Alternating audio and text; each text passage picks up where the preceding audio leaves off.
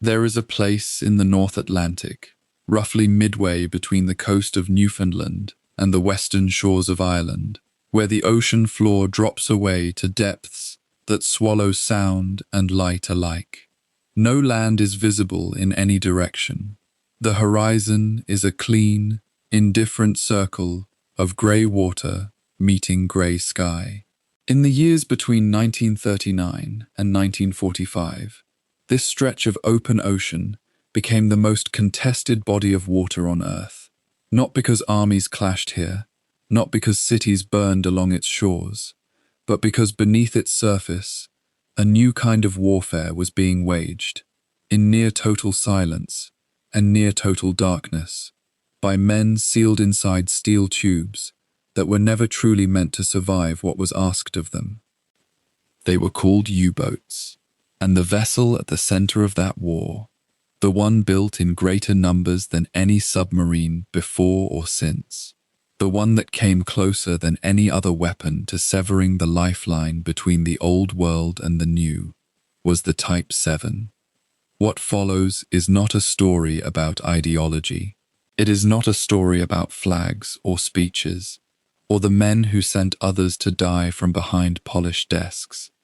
It is a story about engineering and endurance, about the physics of pressure and the limits of the human body, about the strange, terrible intimacy that forms between 50 men crammed into 52 meters of cold, dripping steel, somewhere in the middle of the coldest ocean on Earth. It is a story about the sailors on both sides of the periscope, the men hunting and the men being hunted, and about what it cost each of them, in ways that neither medals nor memorial stones can fully measure. This is the untold history of the U-boat Type VII. Before we go any further, if you have found your way to this documentary, whether you are settling in for a long night, winding down after a difficult day, or simply letting history wash over you in the quiet hours, take a moment now to subscribe, if you have not already done so. These stories take a long time to research and build properly, and every person who chooses to follow this channel makes the next one possible. Now, get comfortable, because what you are about to hear deserves your full attention, even as the world around you grows quieter. The story of the Type VII begins not with the roar of engines or the launch of a keel, but with defeat, specifically with the particular, grinding humiliation of a great industrial nation stripped of the weapons it had spent decades developing and refining. The First World War ended badly for Germany, in ways that extended far beyond the battlefield. The peace terms imposed at Versailles in 1919 reached into German shipyards and naval dockyards with surgical precision. The high seas fleet was interned, then scuttled by its own crews in a final act of defiance. And the submarine fleet, the weapon that had come breathtakingly close to strangling British supply lines, was handed over, dismantled or sunk, right down to the last boat. The treaty was explicit. Germany was forbidden from building or operating submarines of any kind. The clauses were not suggestions. They were the terms of a nation that had lost, written by nations determined not to allow that loss to be temporary. But treaties, as history repeatedly demonstrates, are only as durable as the willingness to enforce them. And Germany's naval planners, even in the hollow years of the 1920s, were not men inclined toward permanent surrender. They were engineers and strategists, and they did what engineers and strategists do when the front door is locked. They found another way in. Design bureaus appeared in the Netherlands. Technical teams assembled quietly in Spain. The knowledge that had built the most effective submarine force the world had yet seen was not allowed to simply dissolve. It was preserved, systematically and patiently, in the minds of men and in the pages of documents that officially did not exist. And in those documents, drafted in secrecy over more than a decade, the fundamental logic of a new submarine began to take shape. Not a giant, not a vessel of prestige, bristling with deck guns and intended for distant oceans. What the German naval mind kept returning to, again and again, was something more modest in ambition and more devastating in practice. A medium-range boat, something that could be built quickly, built cheaply, and built in numbers large enough to matter. Something that could reach the North Atlantic sea lanes, the routes along which Britain's survival flowed, week by week, ship by ship, and operate there in sufficient concentration to make those routes impassable. The concept was not new. German submarines had done precisely this in the First World War, and had nearly succeeded. The question being asked in the quiet design rooms of the 1920s and early 30s was a blunt one. What would a submarine, built specifically to do that job, built with everything learned from the previous attempt, actually look like? The answer, refined across years of theoretical work and eventually given physical form in German steel, was the Type VII. It was not beautiful. It was not comfortable. It was, by almost every measure of habitability, a miserable vessel to live and work aboard. But it was effective. More than that, it was efficient, in the way that only a thing designed without compromise toward a single purpose can be efficient. Its dimensions, its propulsion system, its torpedo arrangement, its diving characteristics, all of it was subordinated to one operational requirement: find the convoys, sink the ships. More than 700 of them were built. They were present in virtually every theater where German naval power reached. They were the instrument through which Admiral Karl Dönitz pursued his theory of the tonnage war, the belief that if enough cargo could be sunk each month, faster than it could be replaced, Britain would be brought to her knees without a single soldier crossing the English Channel. For a period in the early years of the war, that theory came frighteningly close to working.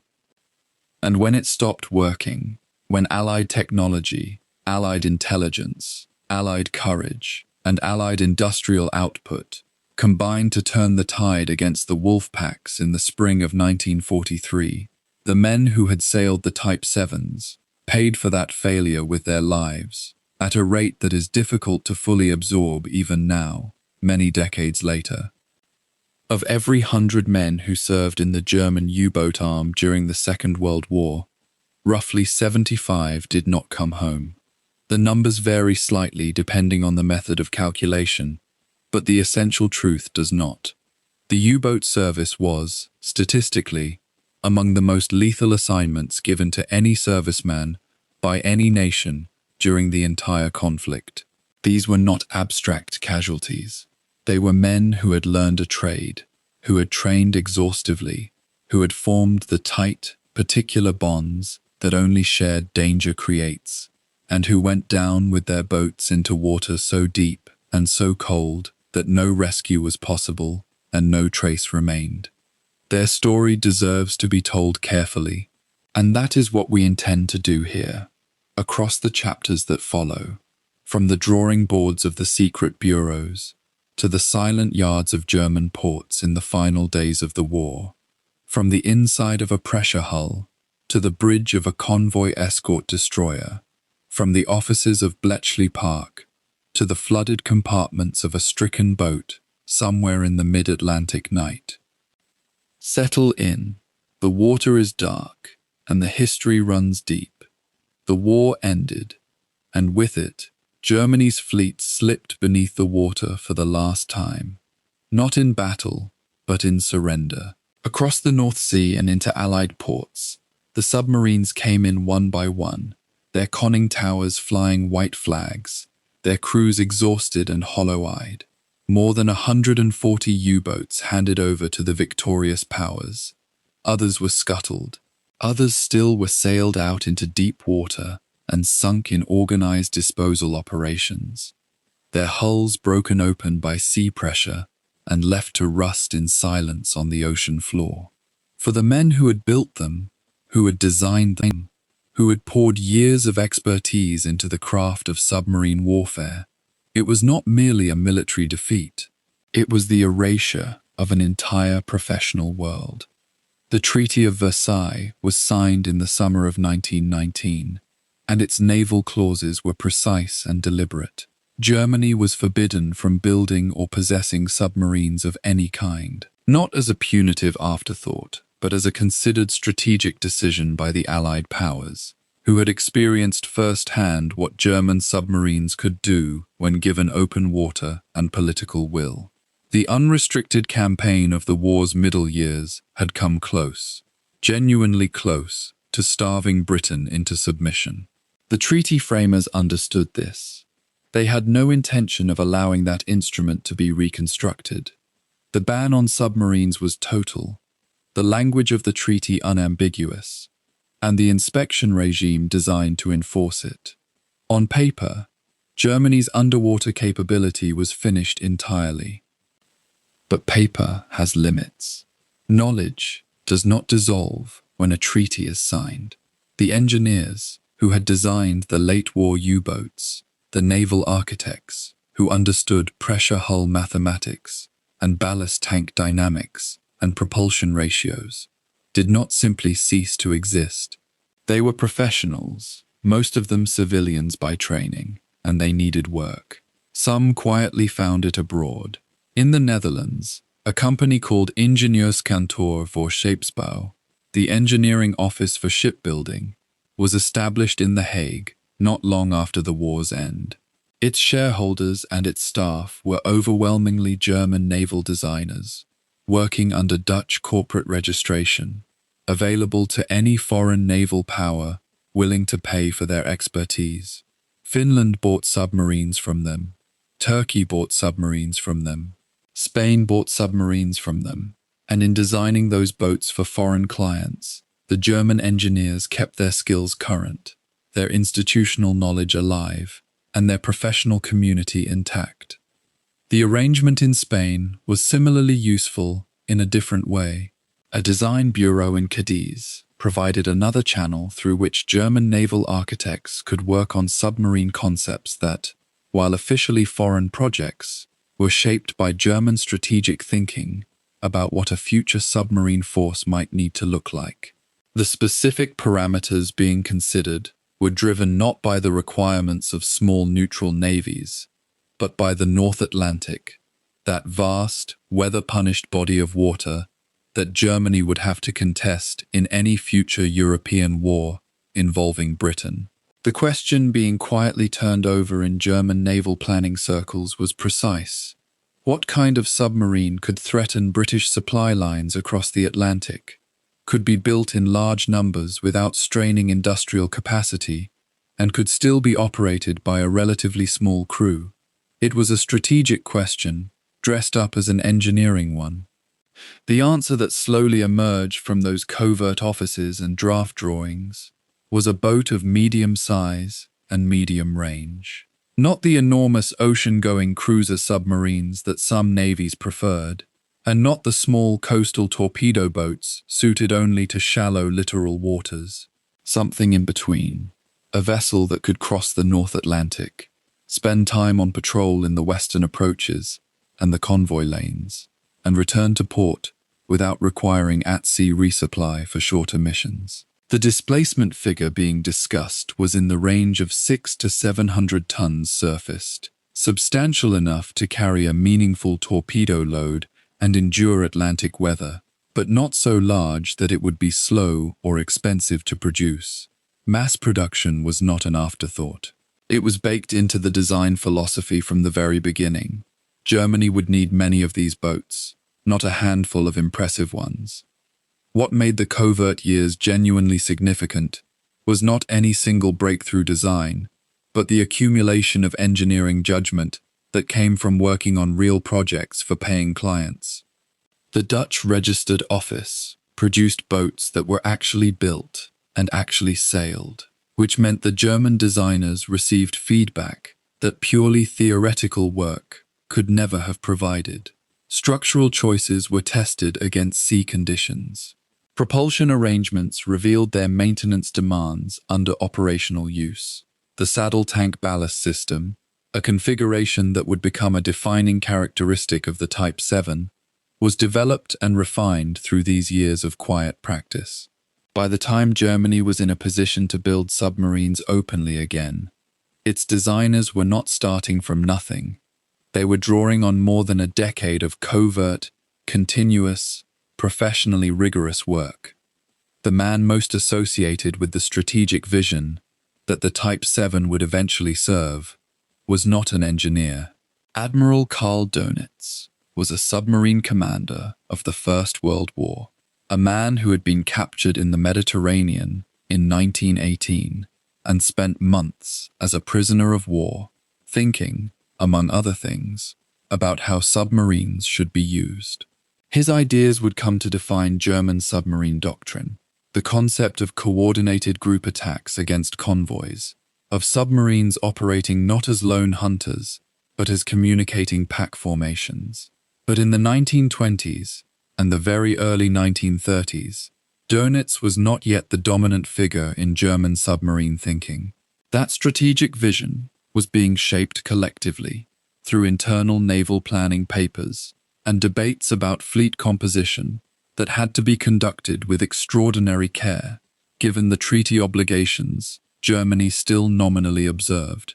The conclusions these planners were reaching, however quietly, pointed consistently toward a mass fleet of medium-range attack submarines as the decisive naval instrument in any future war against Britain. Not everyone in the German naval establishment agreed. There was a persistent and serious counter-argument, one that would survive well into the war itself, that Germany's naval resources should be concentrated on surface ships, on battleships and cruisers capable of contesting control of the sea in the traditional manner. The submarine was viewed by some senior officers as a weapon of desperation, appropriate for a weaker power to use against maritime commerce, but not a fitting instrument for a navy that aspired to genuine sea power. This tension between the surface fleet advocates and the submarine strategists was never fully resolved, and its consequences would be felt acutely when war eventually came and Germany found itself with far fewer submarines than its operational doctrine demanded. But in the interwar years, what mattered most practically was that the design work continued, regardless of which faction held the upper hand politically. When Adolf Hitler repudiated the naval limitations of the Versailles Treaty in 1935 and concluded the Anglo-German Naval Agreement, which permitted Germany to build a submarine fleet up to equal strength with Britain's, the years of covert preparation suddenly found open expression. The designs were ready. The designers were ready. The steel could be ordered, and the yards could begin laying keels without the awkward delay that would have been necessary if the work had truly started from zero.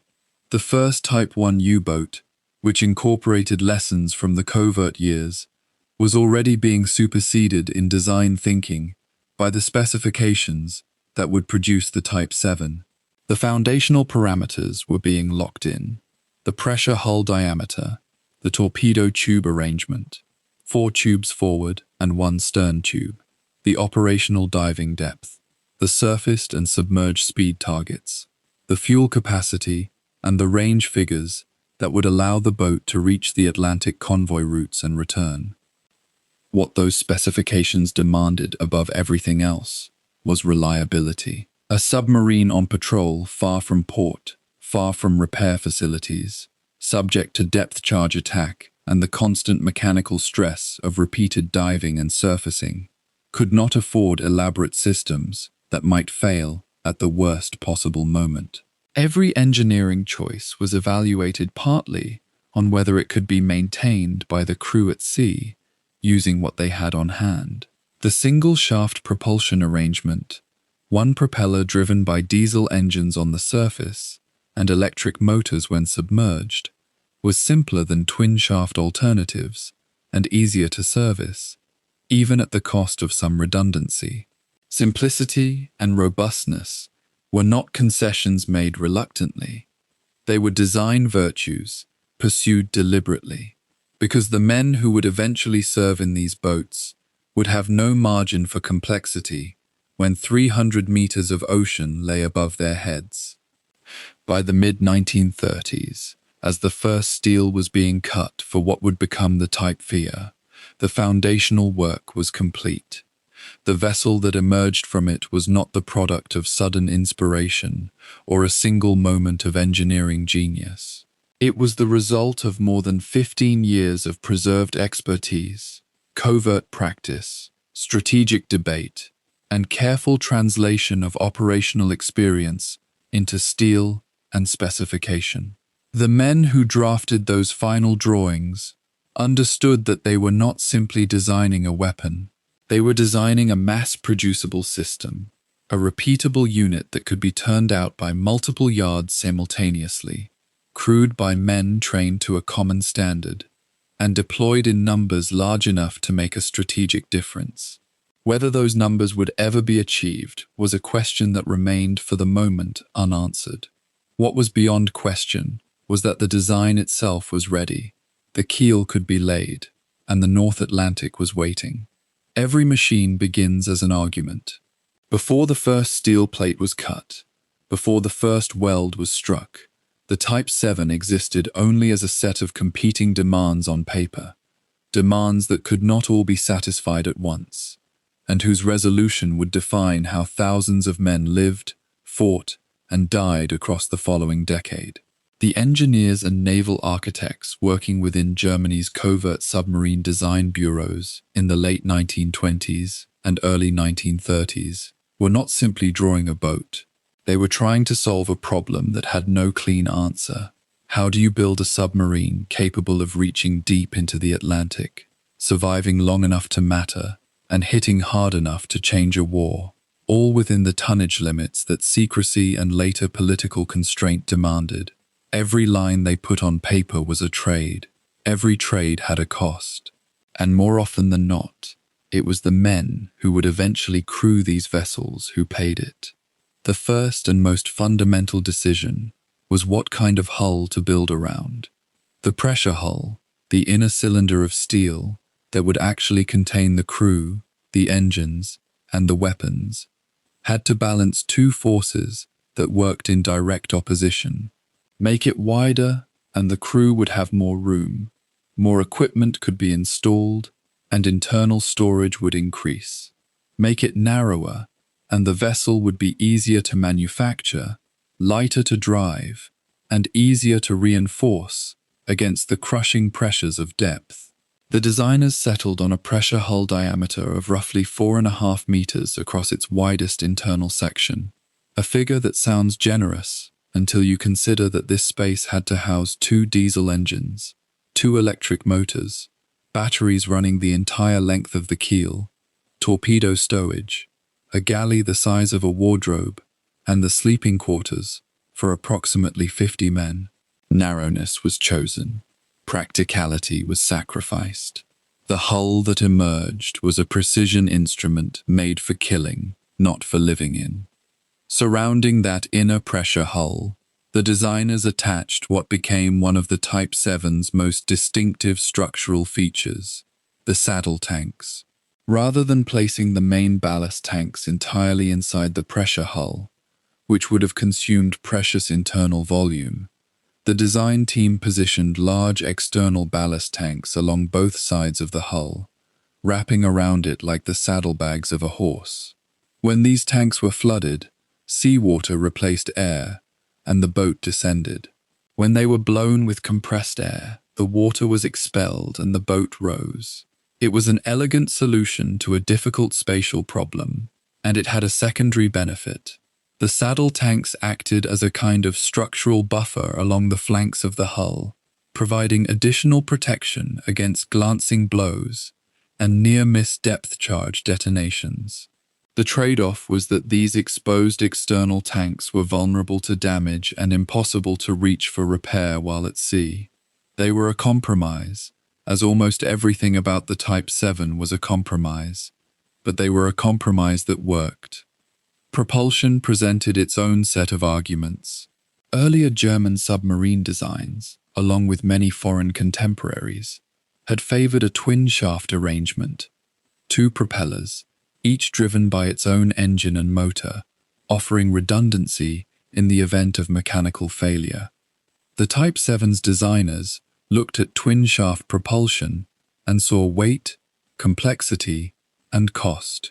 Two shafts meant two engine rooms, or a single room crowded to the point of near impossibility. Two sets of drivetrains meant twice the maintenance burden on a crew already stretched thin. The decision was made to go single shaft, one propeller, driven either by one of the two diesel engines on the surface or by the electric motors when submerged. This saved weight and simplified construction considerably, making the boat cheaper to build and easier to reproduce in numbers.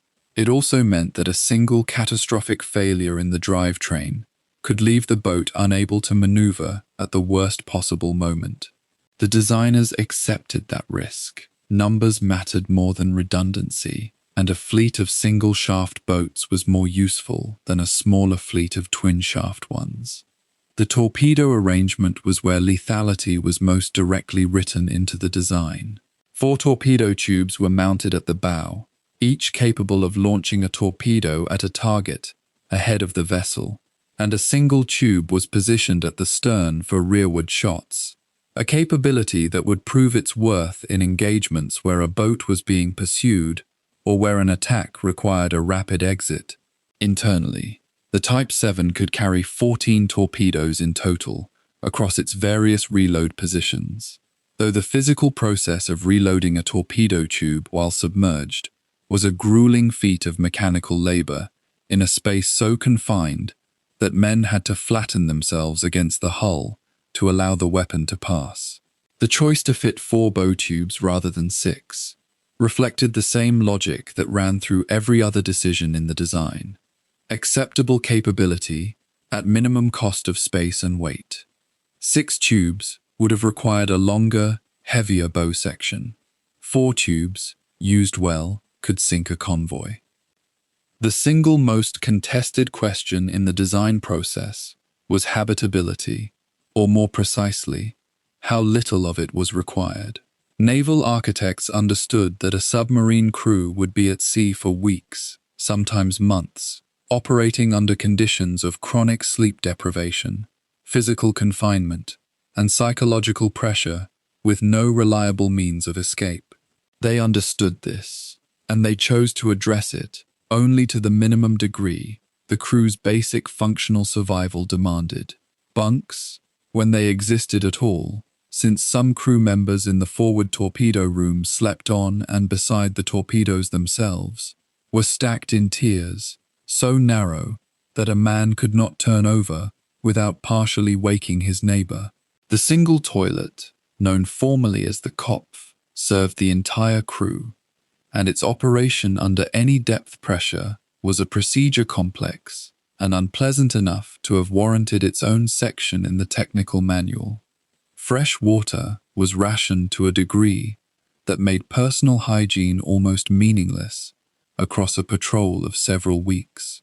These were not oversights. They were deliberate choices, made in the knowledge that the cost of additional crew comfort would be extracted directly from the torpedo capacity, the fuel load, or the structural reinforcement of the hull. The question of range was almost as contentious as habitability. A submarine that could not reach the mid-Atlantic shipping lanes and return was strategically useless for the campaign German naval planners envisioned.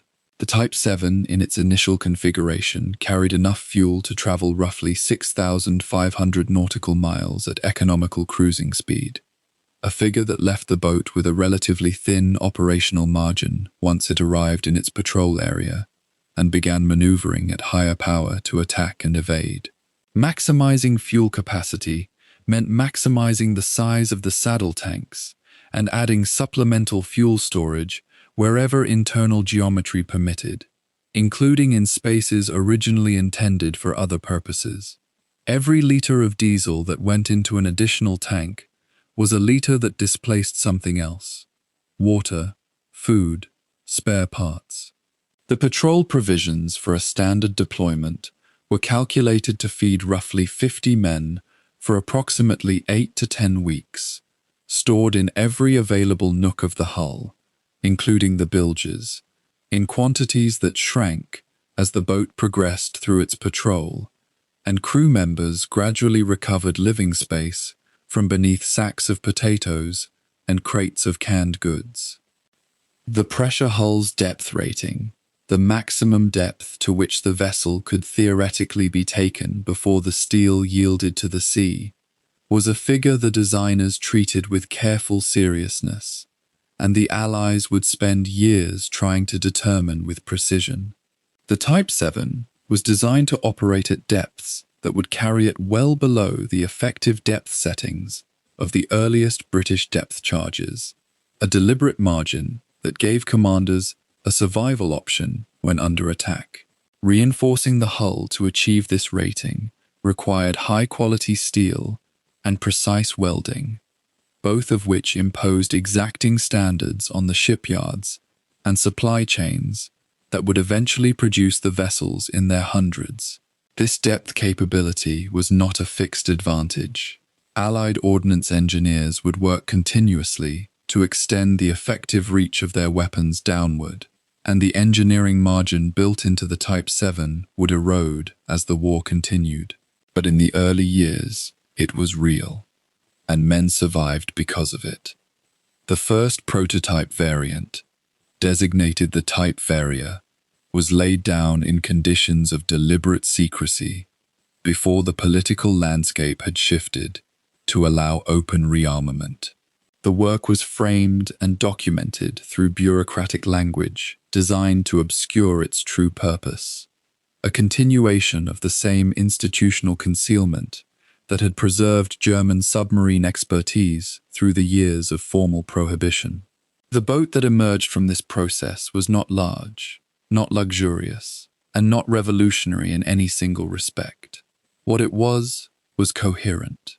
Its engineering choices reinforced one another. The saddle tank ballast system complemented the narrow-pressure hull. The single-shaft propulsion matched the boat's modest internal volume. The torpedo arrangement reflected its intended method of attack. The whole was genuinely more capable than the sum of its constrained parts, and the men who first put it through its sea trials came away with a grudging understanding of what it could do. When the German government formally repudiated the naval restrictions of Versailles in the spring of 1935, the shift from secrecy to open production was immediate. Shipyard capacity that had been allocated to surface vessel construction was re-examined and partially redirected. The Vissia variant was already moving toward a refined successor, with engineers addressing the lessons of early trials, adjusting the fuel capacity, refining the diving plane geometry, and incorporating feedback from the first commanders who had actually operated the boat in realistic conditions.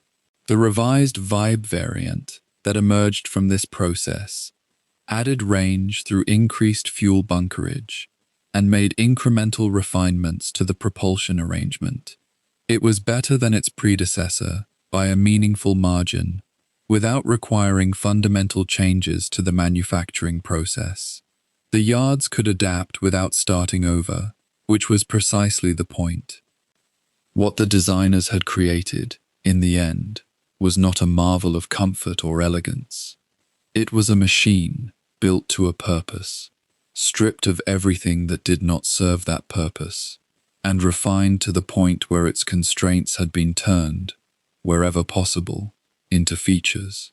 The Type VII was difficult to crew, demanding to operate, and brutal to endure on a long patrol. It was also, within the parameters its designers had set for it, nearly exactly what they had been trying to build. A weapon that could be manufactured in numbers large enough to matter, sent to sea with a crew small enough to sustain, and pointed at the shipping lanes that were the arterial system of Britain's survival.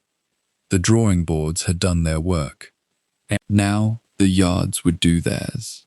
By the middle years of the 1930s, The slipways of Germany's great northern shipyards were waking from a long, enforced silence. Hamburg, Bremen, Kiel, names that carried the weight of industrial ambition, began to hum again, with the sound of steel being cut, shaped, and welded into hulls. The decision to build openly had come in 1935, when Germany formally repudiated the naval clauses of the Versailles Settlement and announced the existence of a submarine arm that had, in truth, never entirely ceased to exist. What changed was not the intent, but the scale. The blueprints that had been refined quietly in the years before could now be handed to foremen without apology, and the cranes that swung above the dry docks began their work in earnest. The Type VII, born of covert calculation and theoretical refinement, was about to become steel, rivets, and reality. The yards themselves had to be reorganized around the demands of series production. A submarine is not a warship that rewards improvisation. Every system interlocks with every other, and a tolerance error in the pressure hull is not a flaw to be corrected after launch, but a death sentence waiting for the right depth. The shipyard engineers developed production routines that allowed multiple hulls to progress simultaneously through sequential stages, moving from keel laying to pressure hull assembly to outfitting in a controlled sequence. Kiel's yards, with their long experience of naval construction, took on a leading role, while Hamburg and Bremen contributed capacity that allowed the program to expand faster than any single facility could manage alone. Subcomponents, valve assemblies, periscope housings, torpedo tube mechanisms were manufactured at inland facilities and delivered to the yards for integration, a form of industrial dispersal that anticipated the pressures of a wartime economy. It was methodical, disciplined, and deliberate, a production philosophy that reflected the engineering culture from which the boat itself had emerged. As the first hulls took shape, it became clear that the original Type VII design would not remain static. Operational experience with the earliest boats exposed limitations that the designers had anticipated in principle but could now address in practice. The Type V variant introduced additional fuel capacity through enlarged external tanks, extending the boat's operational range in a meaningful way without substantially altering the basic hull geometry. Then came the Type VI, the variant that would define the entire program.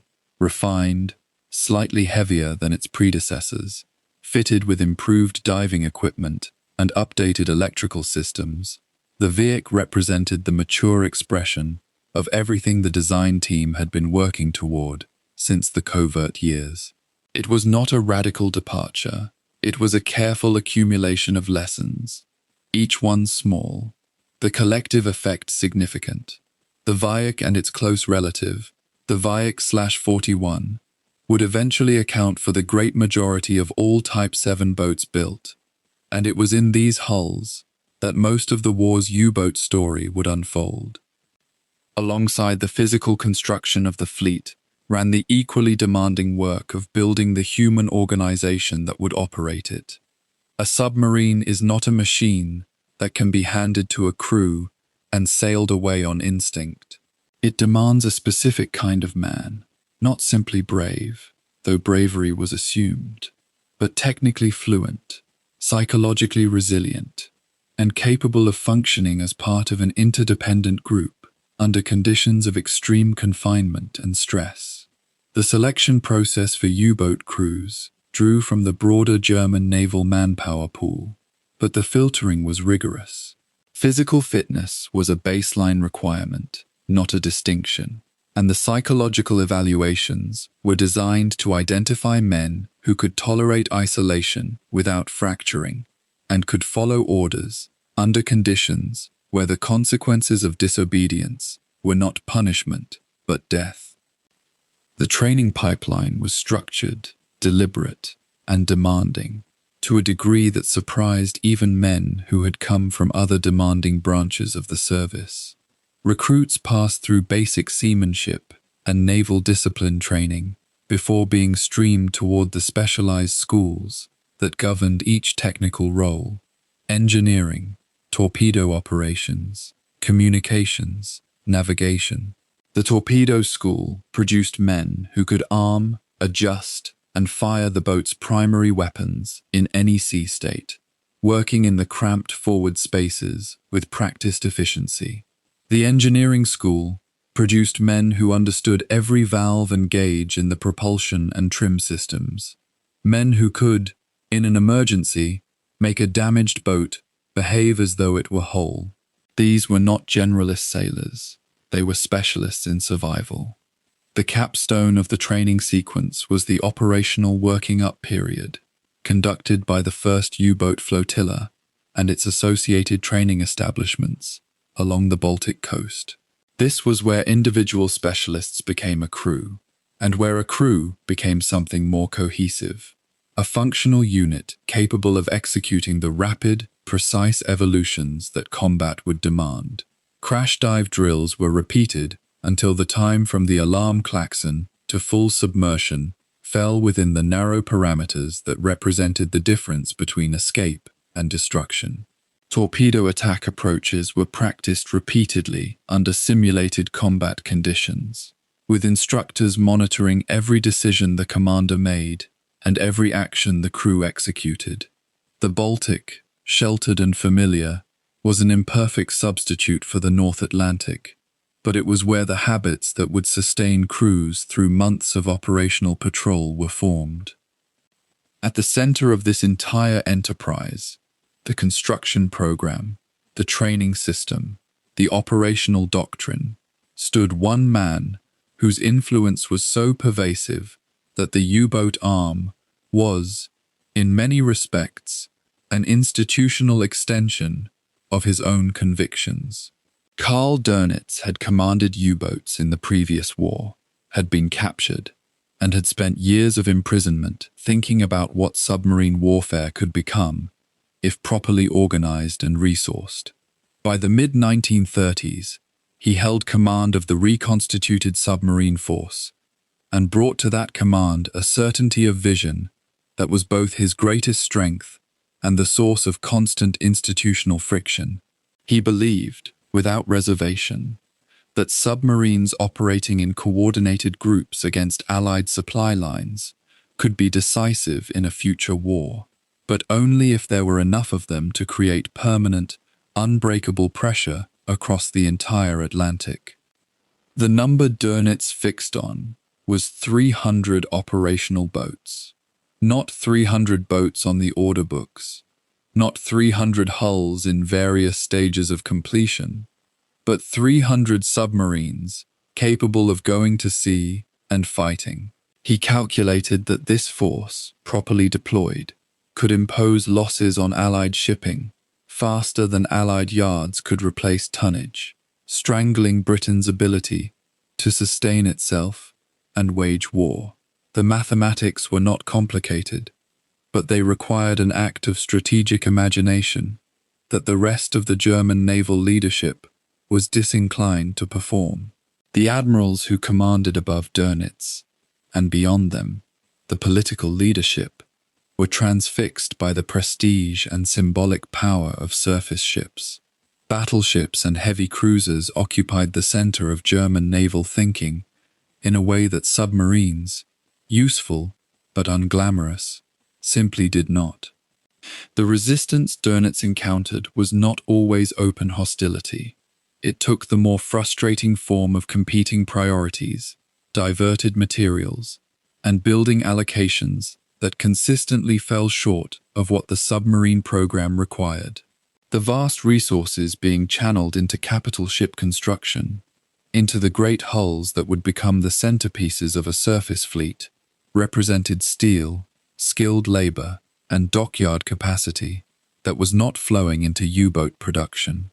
Dönitz argued his case through every available channel, producing memoranda, delivering briefings, and marshalling statistical projections that demonstrated with systematic clarity why the tonnage war against Allied shipping would require a scale of effort the current program could not deliver. He was heard, acknowledged, and consistently underfunded. When Germany went to war in September of 1939, Dönitz had roughly 57 submarines of all types available to the fleet. Of those, only a fraction were ocean-going boats capable of sustained Atlantic operations, and of that fraction, a smaller number still were in position to conduct patrols at any given moment.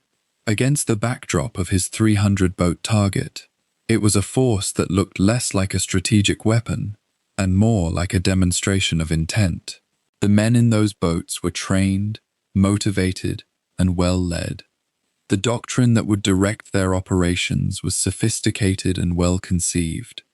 What was absent was mass.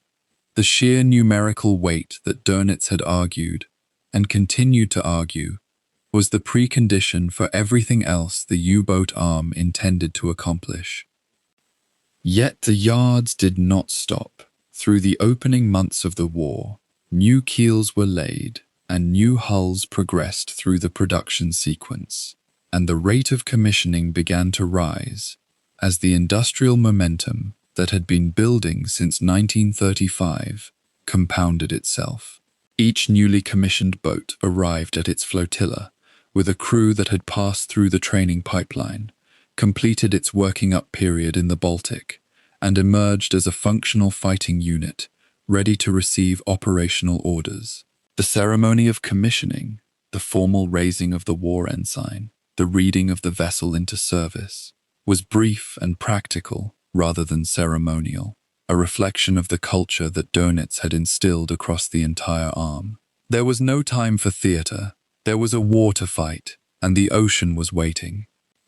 What those crews were sailing into, and what the boats they commanded were truly capable of, under the right conditions, would take the world by surprise. The Type VII was not yet famous. Its commanders were not yet legends. The Wolfpack doctrine had not yet been tested at scale against a fully committed Allied convoy system. All of that lay ahead, in the grey waters of an ocean that would shortly become the most consequential battlefield of the entire war. For now, the hulls slid down the slipways, one by one. The crews mustered on cold dockside mornings, and the quiet, purposeful machinery of a fleet going to war continued its work. Somewhere beneath the surface of the North Atlantic, in waters cold enough to kill a man in minutes, 50 human beings shared a steel cylinder barely 52 meters from bow to stern. They shared the same recycled air, the same narrow corridor, the same sounds, the same fears. There was no privacy in any meaningful sense of the word. There was no quiet corner to retreat to, no door to close, no window to look through.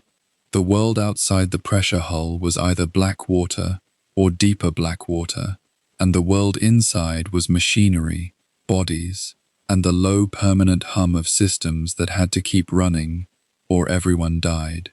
This was the lived reality of a Type VII crew, not the clean geometry of a naval diagram, but something rawer and stranger and more demanding than almost any other form of military service the war produced. The physical dimensions of the boat imposed themselves on every aspect of daily existence. The pressure hull at its widest point measured roughly 4.5 meters in diameter, a dimension that sounds generous until you understand how much of that space was consumed by machinery, pipes, valves, torpedo storage, battery banks, and the fuel and ballast systems that ran the length of the vessel.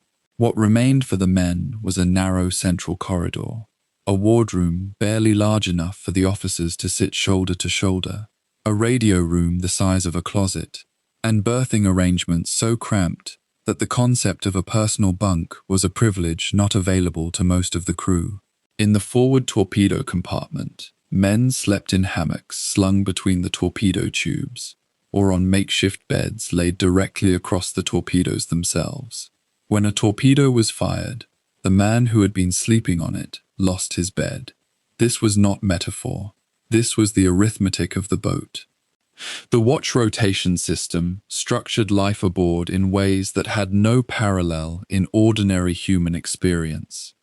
The crew worked in cycles of 4 hours on and 8 hours off, around the clock, without reference to daylight or darkness. Since submerged there was neither. A man might go days without any reliable sense of whether it was morning or evening above the surface. His body clock was governed not by the sun, but by the watch bell and the standing orders of the boat. The lookouts who rotated through the bridge watch when the vessel ran surfaced were exposed to North Atlantic weather in all its brutality.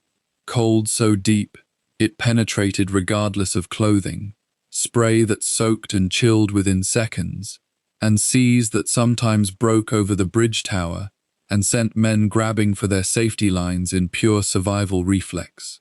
When the alarm klaxon sounded and the boat dove, those men had seconds to descend the ladder, seal the hatch above them, and transition from the freezing open ocean to the close, warm pressure of the submerged hull. The contrast was violent and daily. Water was perhaps the single most psychologically loaded scarcity aboard a Type VII. The boat carried fresh water in tanks of strictly rationed volume, and the demands of the diesel engines, the batteries, and the cooking arrangements consumed a substantial portion of that supply before a single crew member could wash his hands. Showers did not exist. Washing was accomplished with a damp cloth when the water allowance permitted, which was rarely. Men went weeks without anything that could meaningfully be called bathing. Hair grew, beards thickened, partly because shaving required water, and partly because a full beard became a quiet badge of patrol time, worn with something between pride and resignation. The smell inside the boat became, by the second week of a patrol, something that a visitor from outside would have found almost physically overwhelming. Diesel fuel, unwashed bodies, cooking grease, bilge water, the particular chemical smell of the battery bank when it was working hard, and the dampness of condensation that ran down every interior surface and collected in pools on the deck plating below. That condensation deserves its own accounting. The temperature differential between the cold outer hull and the warmer air inside the pressure hull meant that moisture condensed on every metal surface, constantly and without interruption. Bulkheads wept, overhead pipes dripped. Clothing stored against the hull came out damp regardless of how it had gone in. Bread, which was the staple carbohydrate of the patrol, began to grow mold within days regardless of how carefully it was stored. The crew learned to eat around the mold, then to eat through it, because the alternative was not eating. Fresh food of any kind, vegetables, fruit, meat that had not been preserved, lasted perhaps a week into a patrol that might run for 6 or 8 weeks. After that, the diet shifted to canned goods and preserved rations that sustained life adequately, but offered nothing that could be called pleasure. The cook, working in a galley the size of a large wardrobe, produced meals under conditions of rolling, pitching, and cramped improvisation that would have taxed a professional chef on the calmest water imaginable. The social hierarchy aboard a Type VII was rigid in its formal structure, and yet constantly negotiated in its daily reality. At the top sat the commander, the commandant, whose authority was absolute and whose personality set the psychological tone for everything that happened below decks. Below him, the officers of the watch and the chief engineering officer formed a small professional class, whose technical competence the boat's survival directly depended upon.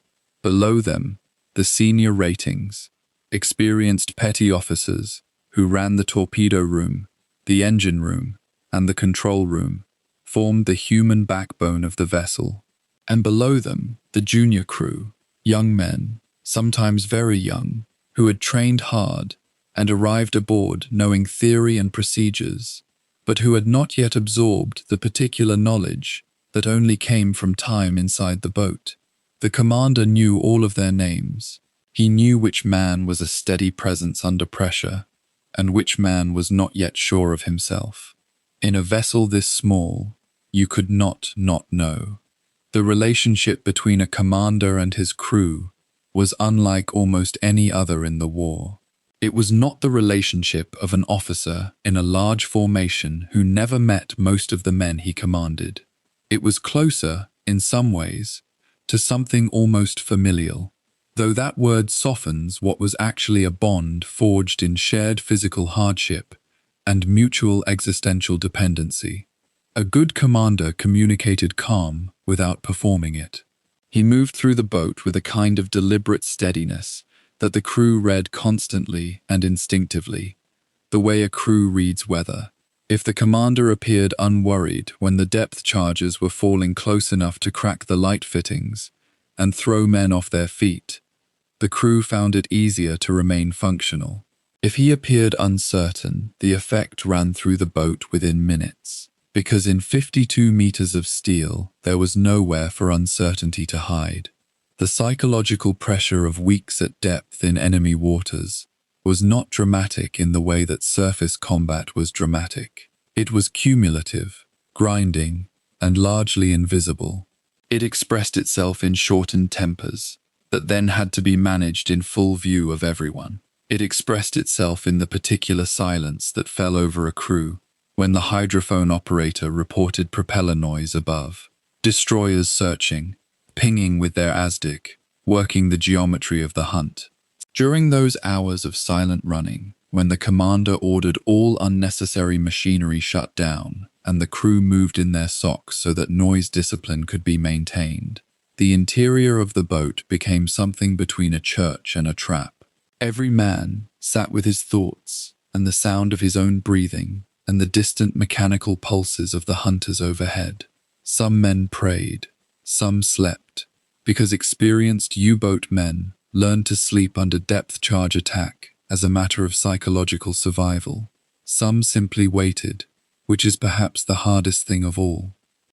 The boat itself became a kind of psychological entity in the minds of the men who served in it. They knew its sounds the way a person knows the sounds of a house they have lived in for years. The particular creak of a hull fitting under pressure change, the rhythm of the pumps, the note of the electric motors at full versus half ahead. Anomalous sounds were reported immediately and taken seriously, because an anomalous sound was the boat speaking, and the boat's speech was always worth listening to.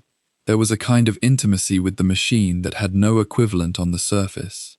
The men who served longest in the Type VII developed a near instinctive reading of their vessel's condition, a sensitivity to depth, pressure, trim, and mechanical health that no training manual could fully convey, and that was transferred from experienced crew to novices through proximity and repetition rather than formal instruction. Morale was managed in ways both formal and informal, and its management was understood to be as operationally critical as engine maintenance. Patrol rations included small quantities of alcohol for special occasions, a commissioning of a new patrol, a successful attack, a birthday. Music played on a portable instrument could move through the entire boat and change its emotional atmosphere in ways that seemed disproportionate to its source. The cook's ability to produce something unexpected from limited ingredients, a meal that surprised rather than simply sustained, was remembered and talked about long after the patrol ended. These were small things, and in the context of the wider war, they seem almost absurdly small.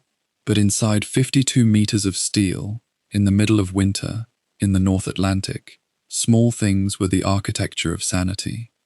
What the Type VII produced, in the end, was a particular kind of man, or rather, it revealed and concentrated qualities that were already present.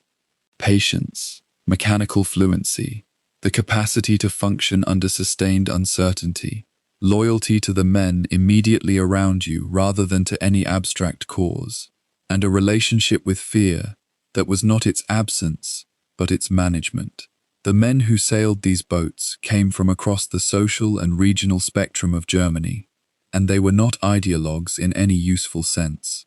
They were sailors doing an extraordinarily dangerous job in extraordinarily confined conditions, bound to one another and to their vessel, in ways that the broader war, with its armies and its fronts and its political machinery, could never quite replicate. When veterans of the U-boat arms spoke about their service decades later, they did not speak first about the enemy, or the ideology, or the strategy. They spoke about the men they served beside, in a space smaller than most people's first apartment, under waters that offered no mercy to any side. There is a particular cruelty in the word the German submariners chose for it. Not victory, not dominance, not conquest. They called it the happy time, the glückliche Zeit, a phrase that carries the lightness of holiday, of summer afternoons, of something uncomplicated and briefly, brilliantly good. For the men crammed into the pressure hulls of their Type VII boats, threading the cold black water of the North Atlantic in the autumn of 1940, that is precisely what it felt like. The hunting was almost effortless. The ocean felt undefended, and the tonnage, the measure by which Admiral Karl Dönitz tracked the entire war's progress, was climbing at a rate that alarmed London and gave Berlin its first genuine reason for optimism since the fall of France. To understand how this period came to be, you must first understand what had changed. France's capitulation in June of 1940 had done something no German naval planner had dared assume at the war's outset. It had handed the U-boat arm a chain of Atlantic ports along the French western coast. Lorient, Brest, Saint-Nazaire, Bordeaux, bases that slashed transit distances from German home ports by hundreds of kilometers, eliminating the long, fuel-consuming passage around the British Isles through the North Sea.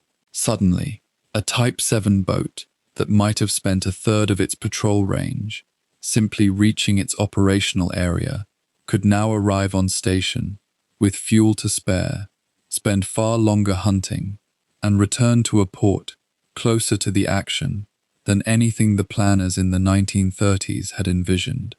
The geography of the Atlantic War had been redrawn almost overnight. Dönitz moved his operational headquarters west to be closer to his boats, and the machinery of the Wolfpack campaign began to accelerate. The doctrine Dönitz had been refining since before the war had a name that suited its method: the Rudeltaktik, the pack tactic. It operated on a logic of both dispersion and concentration, two forces that seem opposed, but that Dönitz made work in sequence. A number of U-boats would be deployed across a broad patrol line stretching across a known convoy route, each boat separated from the next by enough distance to cover a wide sweep of ocean. They were, in effect, a net. When a boat in the line made contact with a convoy, sighting smoke on the horizon, or picking up the sound of propellers, or catching a glimpse of masts through the periscope, it did not attack immediately. It held off. It sent a contact report back to Dönitz's headquarters via radio, and then it began the most critical phase of the entire operation: shadowing. The contact boat followed the convoy, staying out of the range of its escorts, transmitting homing signals so that the other boats in the pack could navigate toward the same point in a featureless ocean. The convoy itself might be unaware that it was being tracked. Its escorts, working with the technologies and procedures of the early war period, could detect a submerged submarine with their ASDIC sonar, but had a much harder time detecting a surfaced one, and the Type VII, riding low on the surface in darkness, presented an almost impossibly small radar profile with the primitive equipment of 1940. So the wolves gathered, through the afternoon and into the evening, drawn in by the homing signals of the contact boat, Other submarines closed on the convoy's position from different angles. By the time the sun went down, several boats might be in position, spread around the convoy's perimeter, each waiting. And then came the attack. Not from one direction, not as a single blow that the escorts could organize against, but from multiple bearings simultaneously. U-boats on the surface, moving faster than any submerged boat could, threading between the columns of merchant ships, firing at close range, sometimes so close that the silhouettes of burning freighters lit the night like daylight. The escorts were overwhelmed by this. Their training, their numbers, their equipment, all of it had been calibrated for a different kind of threat. A single submarine, hunting alone, submerged. If one escort peeled away to pursue a contact, thought convoy screen thinned. If it stayed, the attacker might complete its run, fire, and slip away before it could be counterattacked. And there was the question of simple arithmetic. A convoy might have 3 or 4 escort vessels. A wolf pack might number 6, 8, 10 boats. Some escorts would gain contacts on submerged boats trying to get into position. Others would race toward distress flares from stricken merchants already hit. The coordination required to fight a multi-directional night attack with inadequate numbers and limited communications was beyond what any but the most experienced escort commanders could manage. And experienced commanders were themselves in short supply in the opening phase of the war. The men who sailed the convoys experienced this period from the inside of a nightmare that no amount of subsequent reflection ever fully dissolved. Ships that had been alongside one another at dusk were gone before midnight, sliding beneath the surface, with crews that had no time to respond and no guarantee of rescue. The ocean temperature in the North Atlantic in autumn and winter was enough to kill a man in the water within minutes. Rescue ships, where they existed, had to make agonizing choices about how long to remain stopped in an area where a U-boat might still be present, presenting a stationary target. The merchant sailors, whose story belongs most fully to a later chapter of this account, endured this period without the compensation of understanding it from any strategic remove. For them, there were no doctrine documents, no tonnage charts. There was only the dark water, the sound of a ship breaking apart, and the distance between themselves and the nearest friendly coast. For the U-boat commanders, the contrast could not have been starker. Men like Joachim Schepke, Otto Kretschmer, and Günther Prien, names that had already begun to accumulate the kind of public recognition that the German propaganda apparatus eagerly exploited, were operating with a freedom that felt almost abstract given the scale of war around them. Kretschmer, in particular, had developed a technique of penetrating directly into the columns of a convoy and attacking from within, a method that maximized the confusion among the escorts and minimized his own exposure time. The tonnage these commanders accumulated ran into the hundreds of thousands. They returned to port to award ceremonies, press photographs, speeches. Back in their bases along the French Atlantic coast, the operational tempo was high, the mood among the boat crews one of professional confidence that bordered, in some quarters, on elation. Units processed their contact reports with the focus of a man who had spent his entire career preparing for precisely this moment. By late 1940 and into the early months of 1941, the weekly convoy loss figures, reported to the British Admiralty, carried a weight that no official language could fully obscure. Ships carrying food, fuel, raw materials, and weapons, the entire material basis of Britain's ability to continue the war, were being removed from the ocean faster than they could be replaced. The import calculation, which Churchill and his planners tracked with acute anxiety, was being fundamentally disrupted. It was not simply the loss of individual cargoes. It was the compounding effect of attrition on a nation dependent on seaborne supply for almost everything that kept its people fed and its factories running. The question that hung over every convoy routing decision, every escort allocation, every production priority was the same, unspoken, but present in every meeting. How long could this rate of loss be sustained? The Mid-Atlantic Gap was the geographic expression of Allied vulnerability during this period.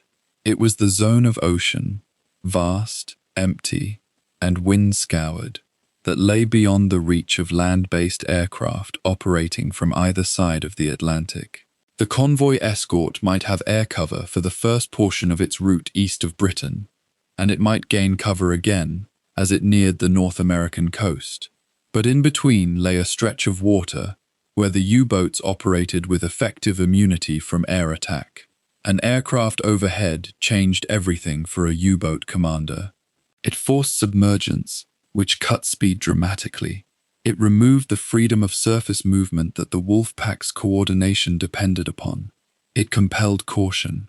In the Mid-Atlantic Gap, there were no aircraft. The convoy's only protection was its escorts, and whatever darkness it could maneuver into.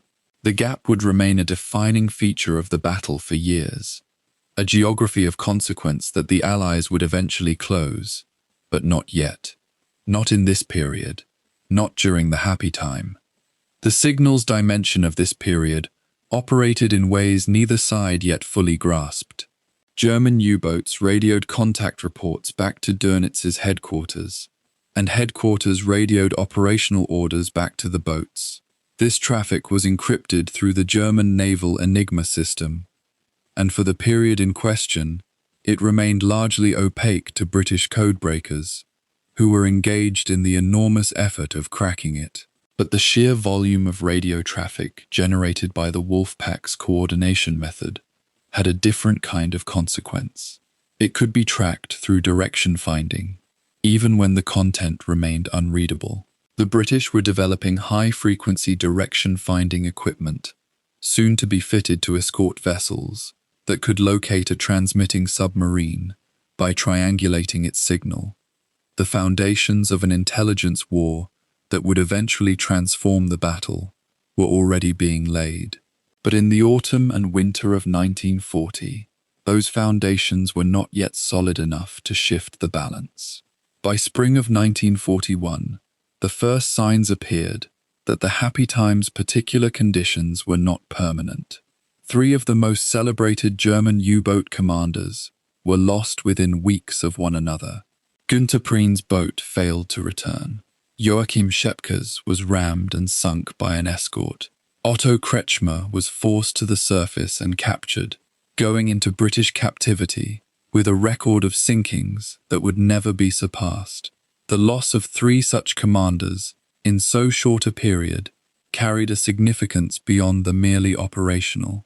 The U-boat arm was not invulnerable. Its best men could be taken. Dönitz noted the losses carefully, absorbed their implications, and continued to press the campaign forward, because the tonnage war had not yet turned, and the doctrine, whatever its costs, was still producing results. The withdrawal of Wolfpacks from the North Atlantic was still more than 2 years away, but the autumn when German crews had moved through a seemingly undefended ocean, choosing their targets almost at leisure, was already beginning to close. What would come next would be harder, longer, and far less certain. Before the torpedoes, before the Wolfpacks, before the cold mathematics of tonnage and deadweight, there were the men. Ordinary men for the most part. Men from Liverpool and Cardiff, from Halifax and New Orleans, from Oslo and Rotterdam, from the coastal towns of Greece and the river ports of China. They were not soldiers. They held no rank that came with a pension or a medal ribbon or a formal place in the order of battle. They were merchant sailors, and the war came to them on an open ocean with no foxhole to shelter in and no front line to fall back from. What they carried in the holds beneath their feet, the oil and grain, the steel and ammunition, the crated aircraft and bagged flour, was the material blood of a war being fought on a dozen shores simultaneously. Without them, the armies ashore would slow, then stop, then starve. Every man aboard a Type VII understood this. Every man aboard a merchant vessel understood it too. And that understanding was its own particular weight to carry across 3,000 miles of hostile water. The ships they sailed were not built for elegance. A typical convoy freighter of the early war years was a workmanlike thing, broad in the beam, deep in the draft, slow to answer the helm, and slower still to gather speed. Many were veterans of the previous war, already old when the 1930s ended. They were measured in tens of thousands of tons of gross registered tonnage, and they moved at perhaps 8 or 9 knots in good conditions. Less when the North Atlantic decided to remind every living thing aboard it who was in charge. To hold station in a convoy of 30 or 40 or 50 such vessels, arranged in columns with barely a few hundred meters of water between them, required constant vigilance from officers and helmsmen who were already exhausted from the standing watches that governed life at sea. The convoy itself was a geometric discipline imposed on a chaotic medium, and maintaining that discipline in heavy weather or thick fog required more than mere seamanship. It required a kind of institutional stubbornness, the insistence on order, even when every instinct screamed that order was impossible. When a convoy sailed from Halifax or New York and pointed itself east toward Britain, the men aboard carried with them a particular piece of arithmetic. By the midpoint of the war, that arithmetic was widely understood, if rarely spoken aloud. A significant proportion of ships making the Atlantic crossing could expect to be attacked, and a meaningful fraction of those attacked would not arrive. The men who loaded stores, who signed articles, who kissed their families goodbye on some grey northern quayside, they knew. Some had already survived one sinking. Some had survived two. There were men in the British Merchant Marine by the middle years of the war who had been torpedoed, pulled from the sea, returned to port, and then sailed again, because the alternative was to stand aside while someone else took the risk, and most of them were not built for standing aside. The courage this required was not the adrenaline courage of a bayonet charge. It was quieter and more sustained. It was the courage of a man who boards his watch in the early hours of a winter morning, knowing that the sea around him is not empty. Night was when the wolf packs came. The doctrine of surface night attacks, that Dönitz had built the entire Rudel tactic around, meant that the merchant sailor's most dangerous hours were the ones spent in total darkness, when the ocean held no visible horizon, and every shape was ambiguous, and every sound could be something or nothing. A ship sailing in the interior columns of a convoy had perhaps 60 or 70 other vessels around it, their silhouettes barely visible, their wakes catching the faint phosphorescence of the water. There was almost no warning before a torpedo struck. One moment, a man was standing his watch, thinking about breakfast, or his bunk, or the port they might reach in 10 days. The next, the ship shuddered from stem to stern, with an impact that seemed to come from everywhere and nowhere at once. The sound was less like an explosion, survivors often recalled, than a massive structural groan, as though the ship itself were voicing its objection to what was happening to it. Then the list began. What followed in the minutes after a hit was shaped entirely by the nature of the cargo and the nature of the damage. A tanker carrying fuel oil was a different proposition from a freighter carrying grain. An ammunition ship offered almost no proposition at all. The merchant sailor's life in those first minutes after a strike depended on factors entirely outside his control. Which compartment flooded, whether the lifeboats on the high side could be freed before the angle of list made them impossible to launch, whether the darkness and sea state allowed anything approaching an orderly evacuation. Convoy escorts were under orders that the professional naval mind found defensible, and the merchant sailor found deeply difficult to accept. An escort vessel was not to stop and search for survivors, while other U-boats might still be among the convoy. The screen had to hold. The convoy had to move. A man in the water, therefore, watched the lit shapes of other ships pass him in the darkness, and understood that help, if it came at all, would come later, after the convoy had drawn clear of the danger area. Later could mean hours in water whose temperature, in the winter North Atlantic, allowed very little time. The psychological architecture of life in the convoy service was built from compartments, just as the ships themselves were. A man could not dwell on what had happened to the vessel he had watched go down 48 hours earlier, because there were still another 8 or 9 days of ocean ahead of him. He could not spend his watch calculating the odds against his own survival, because the watch required his attention and the helm required his hands. Merchant sailors developed a particular quality that was neither denial nor bravery, but something in between. A disciplined narrowing of attention to the task immediately in front of them. The cook made meals. The engineer tended his machinery. The able seaman stood his watch. The ship moved forward. This was not insensitivity. Survivors and diaries make clear that the grief and fear were entirely present, but they were present in the small hours, in the bunk, in the rare moments of stillness. During the working hours of a ship at sea, the sea itself demanded everything a man had. The convoy commodore, typically a retired naval officer sailing aboard one of the merchant vessels and responsible for the formation as a whole, held a position of peculiar loneliness.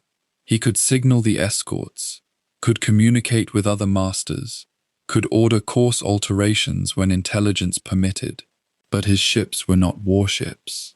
They could not maneuver smartly. They could not respond to a threat with firepower of any meaningful kind until later in the war, when defensive armament, a single gun on the stern, perhaps a few lighter weapons, became more common. Even then, a gun on the stern of a slow freighter was a statement of defiance, rather than a practical defense against a submerged submarine a kilometer away.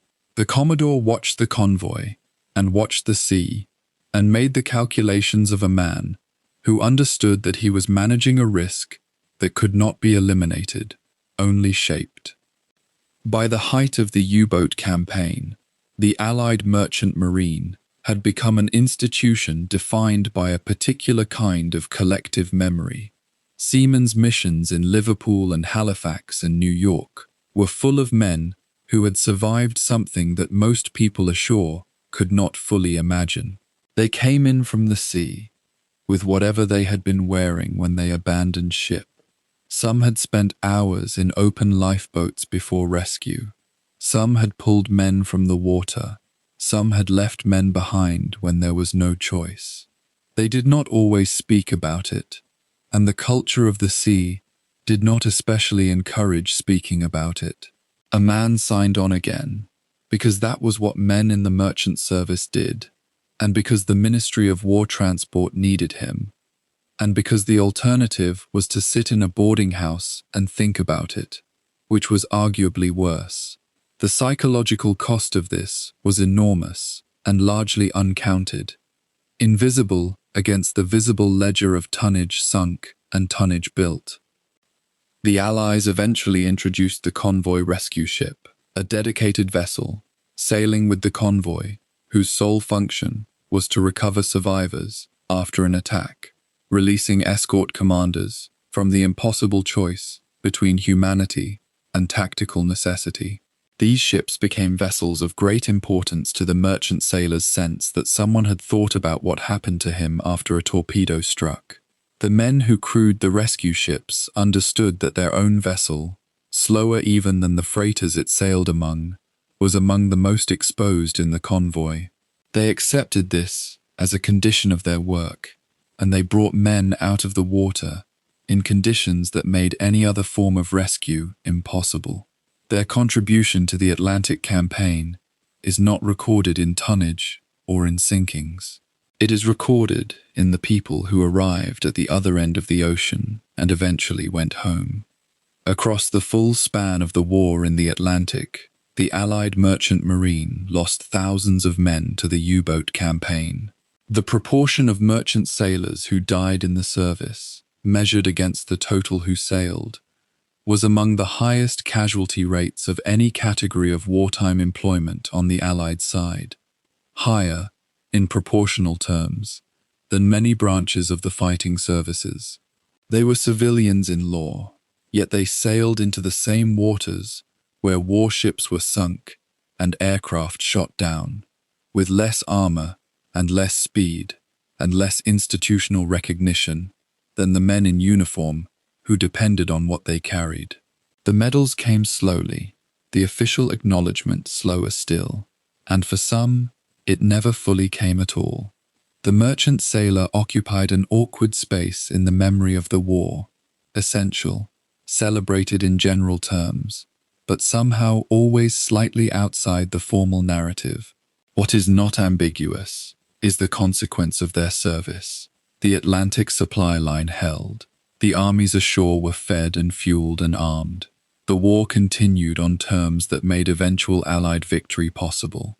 That outcome was built, in part, from the quiet endurance of men who sailed, knowing the odds, and sailed anyway. In the autumn of 1940, while U-boats prowled the dark waters of the North Atlantic, a quieter conflict unfolded in the grey stone buildings of Bletchley Park, a requisitioned English country estate in Buckinghamshire that had become the nerve centre of British cryptanalysis. The men and women who worked there, mathematicians, linguists, chess champions, and crossword puzzle solvers, recruited through networks of academic prestige and desperation, faced an adversary that existed only as patterns in encrypted text. The German Enigma machine, with its rotating drums and intricate electrical pathways, was believed by German high command to be unbreakable, a belief that seemed almost reasonable given the mathematical complexity underlying its encryption system. Yet Bletchley Park was founded on the premise that no code was truly impossible to crack if the right minds could be assembled in one place and given sufficient resources and time. The contest between the breakers and the makers of codes would determine not only tactical victories at sea, but the fate of convoys carrying the material sustenance of the Allied war effort across the Atlantic. The British assault on the Enigma machine did not begin at Bletchley Park. Before the war, Polish mathematicians had made the first crucial breakthrough, reconstructing the internal wiring of the Enigma's rotors through mathematical deduction and the acquisition of stolen blueprints and actual machines from the German military supply chain.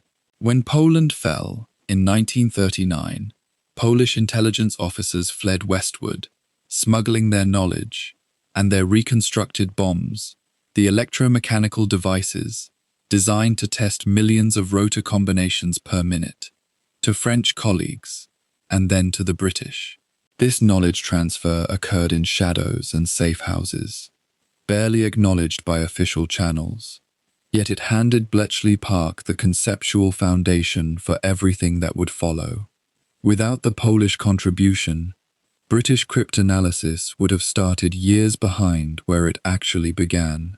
The British took the Polish design and enlarged it, refined it, and networked multiple bombs together to accelerate the search for the daily Enigma settings that German services would change at midnight every single day. It was a race against the clock, fought not with guns, but with mathematics and electricity. The critical vulnerability in any cipher system lies not in the mathematics, but in human procedure and the physical materials that embody the encryption keys. German operators were required to change the rotors of their Enigma machines daily, and these new rotor positions, known as the ground settings, were distributed to every naval radio station and every submarine in the fleet through codebooks that were themselves encrypted. The codebooks themselves became a kind of holy grail for British intelligence. In early 1941, a British minesweeper named the Sharpshooter rammed a German weather trawler in the Barents Sea, and a boarding party seized the vessel before the crew could destroy her papers. Among the captured documents were Enigma codebooks containing the rotor settings for the coming months. The intelligence windfall was conveyed by fast courier to Bletchley Park, where it provided the key not merely to reading individual messages, but to understanding the systematic patterns that would allow future messages to be read even without captured keys.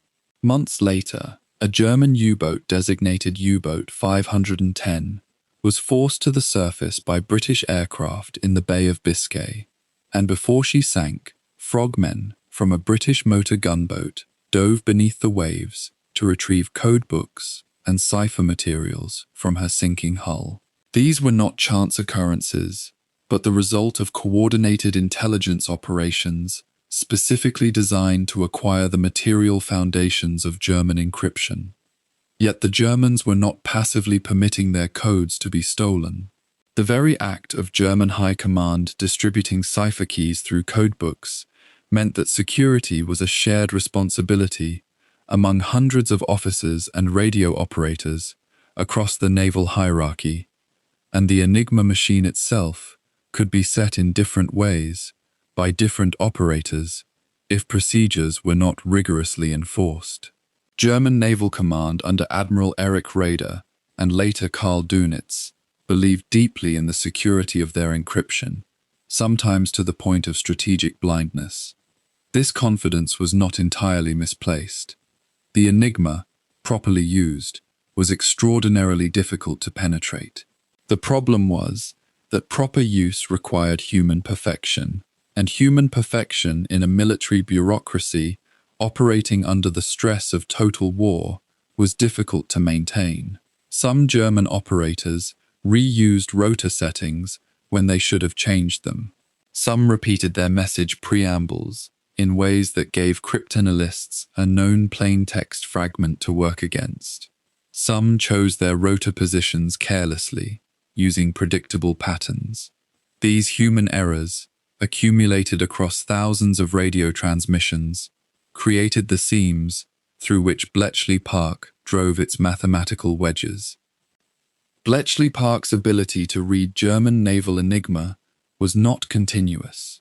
There were periods of darkness, lasting weeks or even months, when the rotors seemed beyond reach, when the cryptanalysts' bombs could not find the rotor settings before the day's transmissions became obsolete, and the Germans changed their keys once more. The most infamous such blackout occurred in February of 1942, when the Germans added a fourth rotor to the naval Enigma machine, specifically to increase its security against the growing sophistication of British attacks. This change, which they termed the four-rotor Enigma, plunged Bletchley Park into darkness for more than 10 months. The coincidence of this blackout with the period when German U-boats achieved some of their most devastating successes off the American coast was not accidental.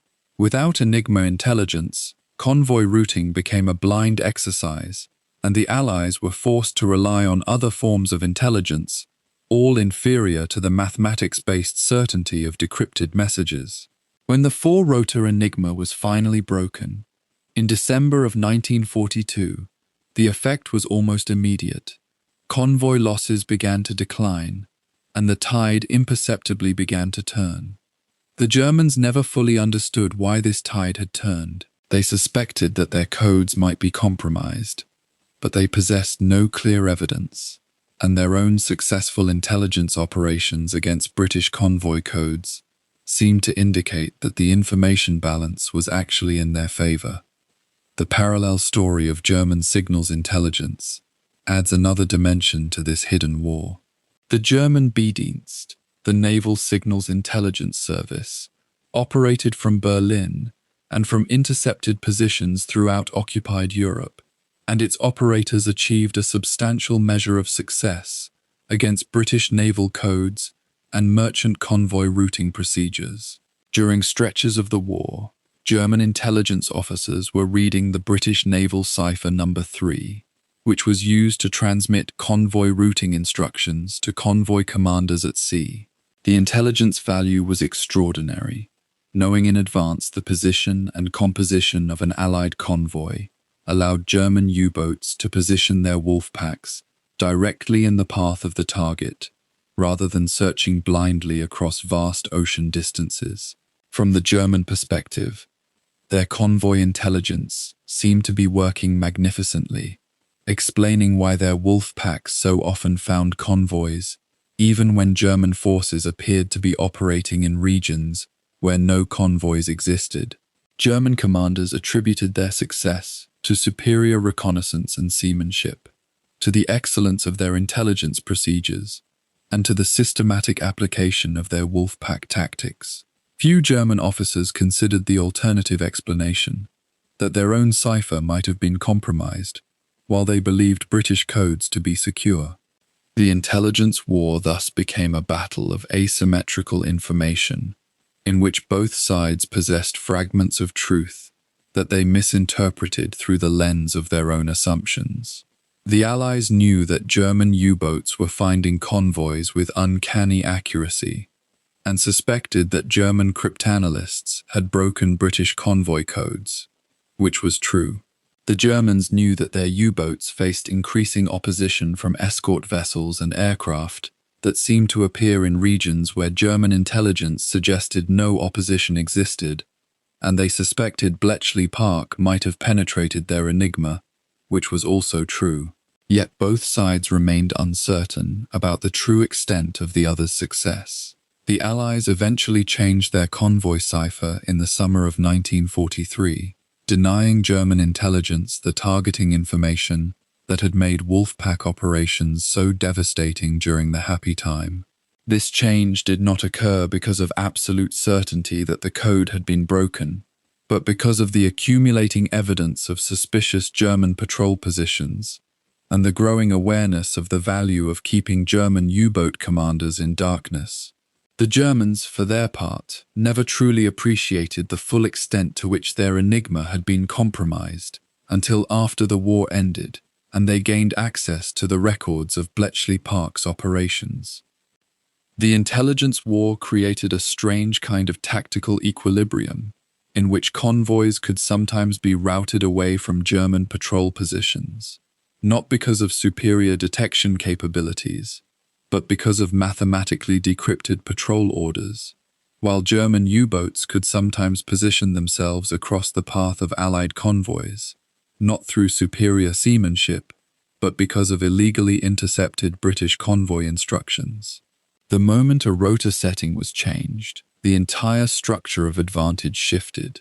When Bletchley Park broke the current day's Enigma settings, they could read U-boat patrol orders and supply ship movements, allowing convoy routes to be altered to avoid concentrations of enemy vessels. When the Germans successfully decrypted British convoy codes, they could position their submarines directly in the convoy's path, guaranteeing contact and attack. The oscillation between these states of knowledge and ignorance, advantage and disadvantage, occurred within timescales measured in days and hours. A convoy commander at sea might receive a routing instruction that placed him in safety based on intelligence from Bletchley Park, that was itself based on Enigma intercepts from radio transmissions sent 3 days earlier, containing information about U-boat dispositions that were themselves subject to change based on new orders encrypted in a code that had been changed since the intercept was made. The information age had arrived, and it moved faster than the physical movement of ships across the ocean. By 1943, the Allies possessed an additional and increasingly critical source of intelligence that had nothing to do with code breaking. The direction finding network, known as high-frequency direction finding, or HF/DF, pronounced by operators as HFDUF. The principle was elegantly simple. Whenever a German U-boat transmitted a radio signal, British and Canadian direction-finding stations positioned along the coasts of Britain and Canada, could obtain a bearing on that transmission from multiple locations, allowing triangulation of the U-boat's position.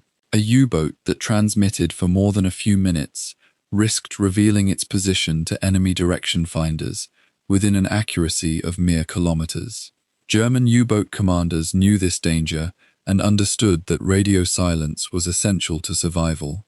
Yet the operational demands of Wolfpack tactics required frequent radio contact between boats and with German command to coordinate attacks on convoys. The tension between operational security and operational effectiveness became a central dilemma of U-boat command. Huff Duff was not a perfect intelligence source. The accuracy degraded at distance, and U-boats could move many kilometers between their transmission and the location being reported. Yet it was reliable and could be combined with other intelligence to produce a coherent picture of German dispositions. The addition of Huff Duff to the intelligence toolkit, alongside decrypted Enigma messages and human intelligence from escaped prisoners and refugees, created a layered intelligence picture that became increasingly difficult for the Germans to penetrate or evade. The human cost of the intelligence war was paid in many small ways that were not always visible to the men aboard the ships and submarines, whose survival depended on the intelligence being accurate. A cryptanalyst working through the night at Bletchley Park who made an error in transcribing a rotor position might cause a convoy to be routed directly into the path of a U-boat Wolfpack. A German radio operator who failed to properly encrypt a message might reveal a U-boat's position through a raw text fragment that allowed a Huff Duff operator to fix coordinates with perfect accuracy. An Allied intelligence officer who misread the implications of an intercepted and decrypted German transmission might cause a convoy to be diverted away from relatively safe waters into the path of greater danger. These were not dramatic moments filled with visible heroism, yet they were no less consequential than tactical victories won in combat. The intelligence war operated according to its own logic and time scale, where the greatest victories often went unremarked because they took the form of disasters that never happened, of ships that were not sunk because they had been routed away from danger, of U-boats that found empty ocean because their positions had been betrayed by their own transmissions or their own codes. As 1943 progressed, the aggregate effect of intelligence advantage began to accumulate in favor of the Allies. The combination of Bletchley Park's penetration of the Enigma, the maturation of Huff Duff as an operational intelligence tool, and the continued capture of cipher materials from damaged and sunk U-boats created an intelligence picture that was increasingly difficult for the Germans to conceal or evade.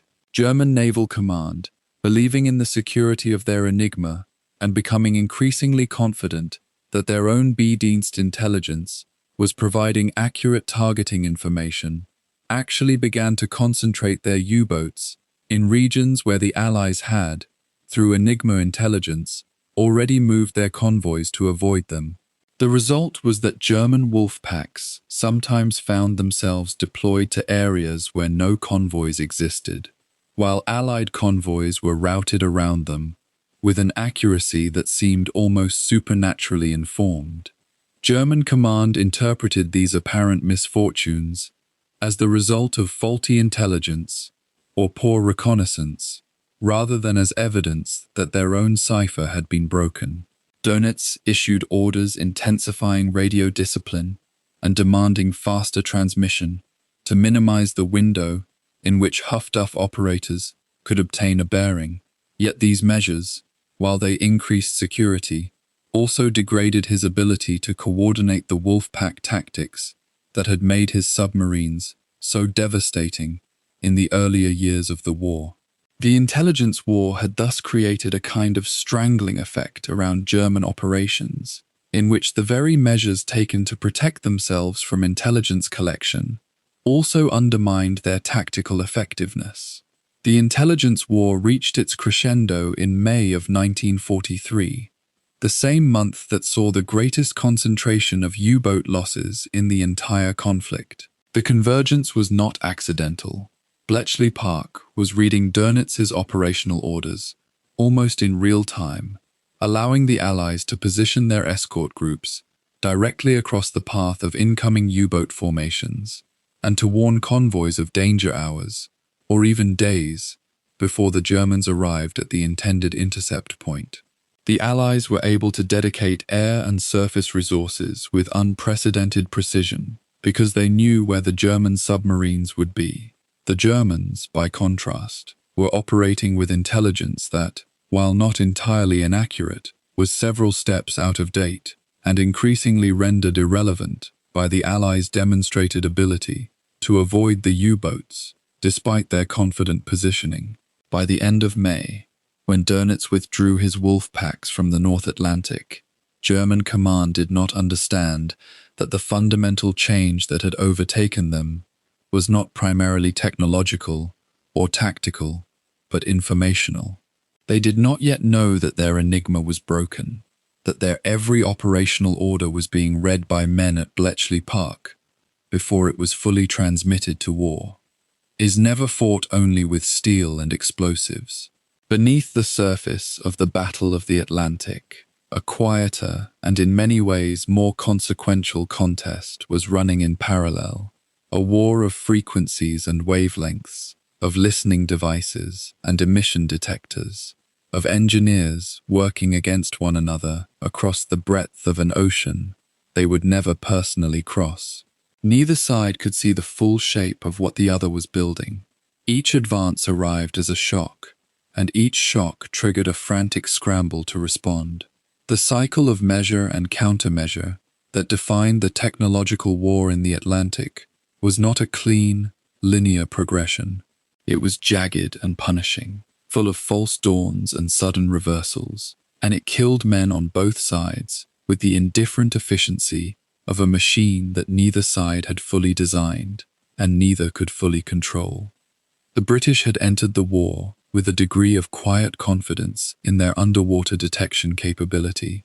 The system known as ASDIC, named for the Allied Submarine Detection Investigation Committee that had funded its development after the First World War, worked by emitting a pulse of compressed sound through the water and listening for the echo returned by a submerged hull.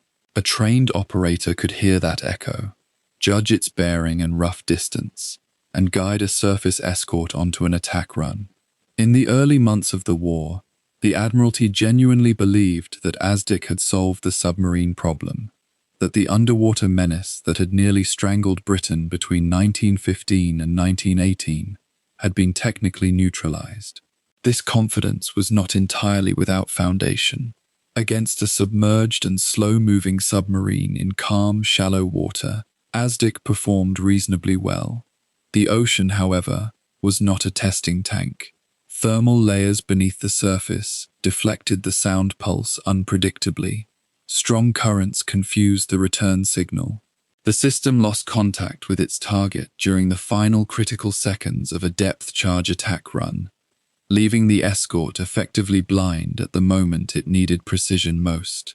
ASDIC was a genuine capability, but it was not the decisive weapon its advocates had believed. Critically, ASDIC could not detect a submarine that was not submerged. And the Type VII spent a great deal of its operational life on the surface.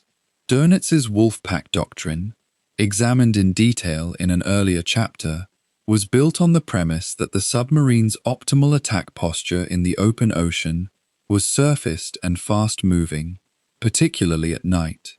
On the surface, a Type VII could make roughly 17 knots on its diesels, fast enough to reposition, fast enough to shadow a convoy, fast enough to evade a slow corvette.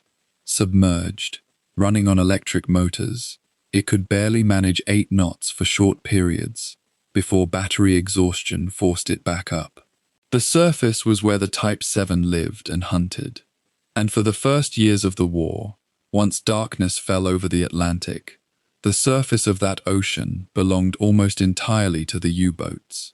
Their low silhouette was nearly invisible against the black water, Human eyes on a pitching escort could not reliably pick them up. This was the operational reality that would drive the next great technological leap in the anti-submarine war. Radar had existed as a concept and then as a working technology since before the war began, and British scientists had pushed it further and faster than almost anyone else on Earth. By the early years of the war, surface warships carried radar sets capable of detecting other surface vessels at useful ranges. But the first sets were large, the emissions were at relatively long wavelengths, and their ability to pick out the small, low profile of a surfaced U-boat against the clutter of ocean waves was limited. The real transformation came with the development of centimetric radar, made possible by a British invention, the cavity magnetron, that allowed radar sets to operate at far shorter wavelengths and therefore achieve far greater resolution and range in a package small enough to fit inside an aircraft. When centimetric radar was fitted to maritime patrol aircraft and long-range bombers operating over the Atlantic, it changed the geometry of the entire campaign in ways that took the U-boat command a dangerously long time to understand and accept. A surfaced U-boat at night, invisible to the human eye, was perfectly visible to centimetric radar from the air. An aircraft carrying such a set could detect a Type VII at ranges measured in kilometers, well beyond any chance of visual sighting, and approach through the darkness on a bearing that the U-boat crew had no way to detect. The first intimation a crew would have of danger was the sudden illumination of their vessel by the lee light, a powerful airborne searchlight fitted beneath the wings of aircraft, specifically for use in the final attack approach. Wing Commander Humphrey de Verdely had proposed the device after recognizing that even when a radar-equipped aircraft had located a surfaced submarine and closed to attack range, the aircrew still needed light to aim accurately in absolute darkness. The combination of centimetric radar for detection and the lee light for the final attack approach turned night, which had been the U-boat's most reliable protection, into an active liability. Crews who had grown accustomed to surfacing after dark to recharge batteries, ventilate the boat, and move at speed, now found themselves hunted in darkness, with no warning and no escape. The German response was initially rooted in disbelief. U-boat commanders filing reports of being attacked at night from aircraft that had given no prior detection warning were, in some quarters of the Naval Command, not immediately believed. It seemed operationally improbable that an aircraft could find a low-profile submarine on a dark ocean with no visual reference. The explanation offered, that the Allies must be using some form of short-range radar the Germans were not yet aware of, was correct, but it took time to accept, and longer still to act upon. In the interim, the losses mounted. Boats were being caught on the surface at night, in conditions that should have made them safe, with their crews in the midst of routine battery charging procedures, completely exposed to an attack they could neither anticipate nor outrun. The operational patterns that had made the Wolfpack so lethal were becoming, in certain waters and certain conditions, a death sentence. The German countermeasure, when it came, was a search receiver, a device fitted to the submarine's exterior and connected to an instrument in the control room that could detect incoming radar emissions. If an aircraft carrying radar was sweeping in the direction of the submarine, the search receiver would alert the crew before the aircraft had closed to attack range, giving them time to crash dive below the surface. The first generation of these devices, initially known by the name METOX, worked against the longer wavelength radar the Allies had been using earlier in the war. When it was fitted broadly across the U-boat fleet, it produced a brief but real restoration of some tactical parity at night. Crews once again had a measure of warning. Crash dive procedures were drilled relentlessly, and boats began surviving encounters that had previously been fatal. German Naval Command, cautiously encouraged, tracked the reduction in nighttime losses and concluded the problem had been addressed. It had not been addressed. It had been outpaced. The centimetric radar, against which the METOX receiver provided essentially no protection, was already in operational use aboard Allied aircraft before the Germans had fully understood how it worked. Because centimetric radar operated at a fundamentally different wavelength to the earlier sets, the METOX simply could not detect its emissions. U-boat crews carrying the device believed they were protected when they were not. For a period that cost the Germans heavily, their submarines were diving in calm confidence when no radar emission had been detected, because no detectable emission existed, while Allied aircraft closed on them, using a system their search receivers were entirely blind to. When losses failed to fall after the fitment of METOX, and in fact continued to climb, a period of genuine confusion gripped the U-boat command. One theory advanced internally, and believed for a dangerously long time, was that the Allies were homing in on the METOX device's own emissions, rather than on the submarines themselves. Boats were ordered to remove or restrict their use of the search receivers. The true explanation, that the Allies were using an entirely different and undetectable radar, remained unclear to German planners for longer than it should have. ASDIC itself was not standing still during these years. The early limitations of the system, the loss of contact during the final attack run, the vulnerability to thermal layers, the difficulty of precise depth estimation, were being methodically addressed by British scientists and naval engineers. The introduction of the Hedgehog projector gave convoy escorts a weapon that could be fired ahead of the ship rather than dropped alongside it, allowing the vessel to maintain ASDIC contact with the target through the attack run rather than losing it in the final critical seconds. Where a depth charge required only proximity to inflict damage, the Hedgehog's 24 small contact fuse projectiles detonated only on direct impact with a hull, meaning that an explosion confirmed a kill rather than merely a near miss. The psychological and operational shift this represented was considerable. Escorts were no longer attacking into uncertainty. They were beginning, for the first time, to attack with something approaching precision.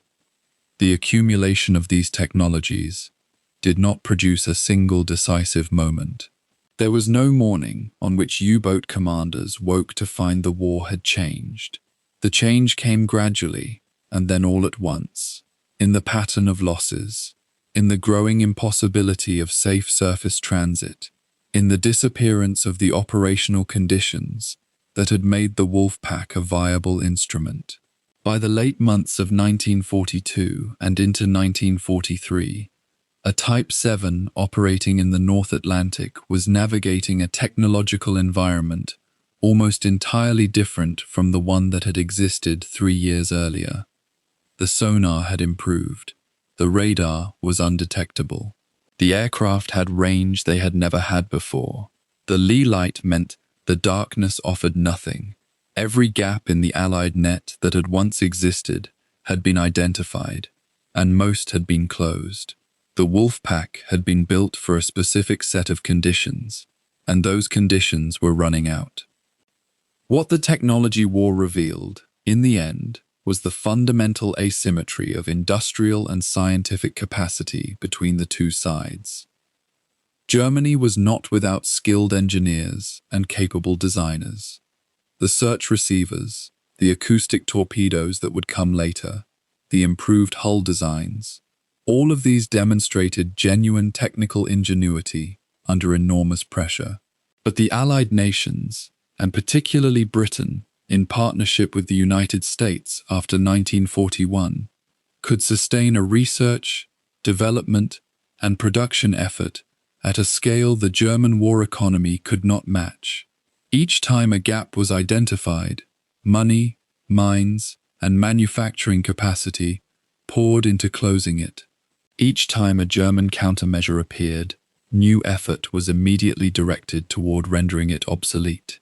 The technology duel was never entirely won in a single exchange. It was won cumulatively, over years, by the side that could sustain the pace of innovation without breaking, and that side was not Germany. The North Atlantic was the heart of the U-boat war, the vast, grey, merciless arena where the campaign for control of the Western Allies' lifeline was fought and eventually decided. But the Type VII was never confined to that single theatre. As the war expanded and the strategic map of the conflict shifted beneath the feet of planners on both sides, the boats and their crews were pressed into waters they had never been designed to enter, against targets of opportunity that demanded improvisation, endurance, and a tolerance for risk that bordered on the extraordinary.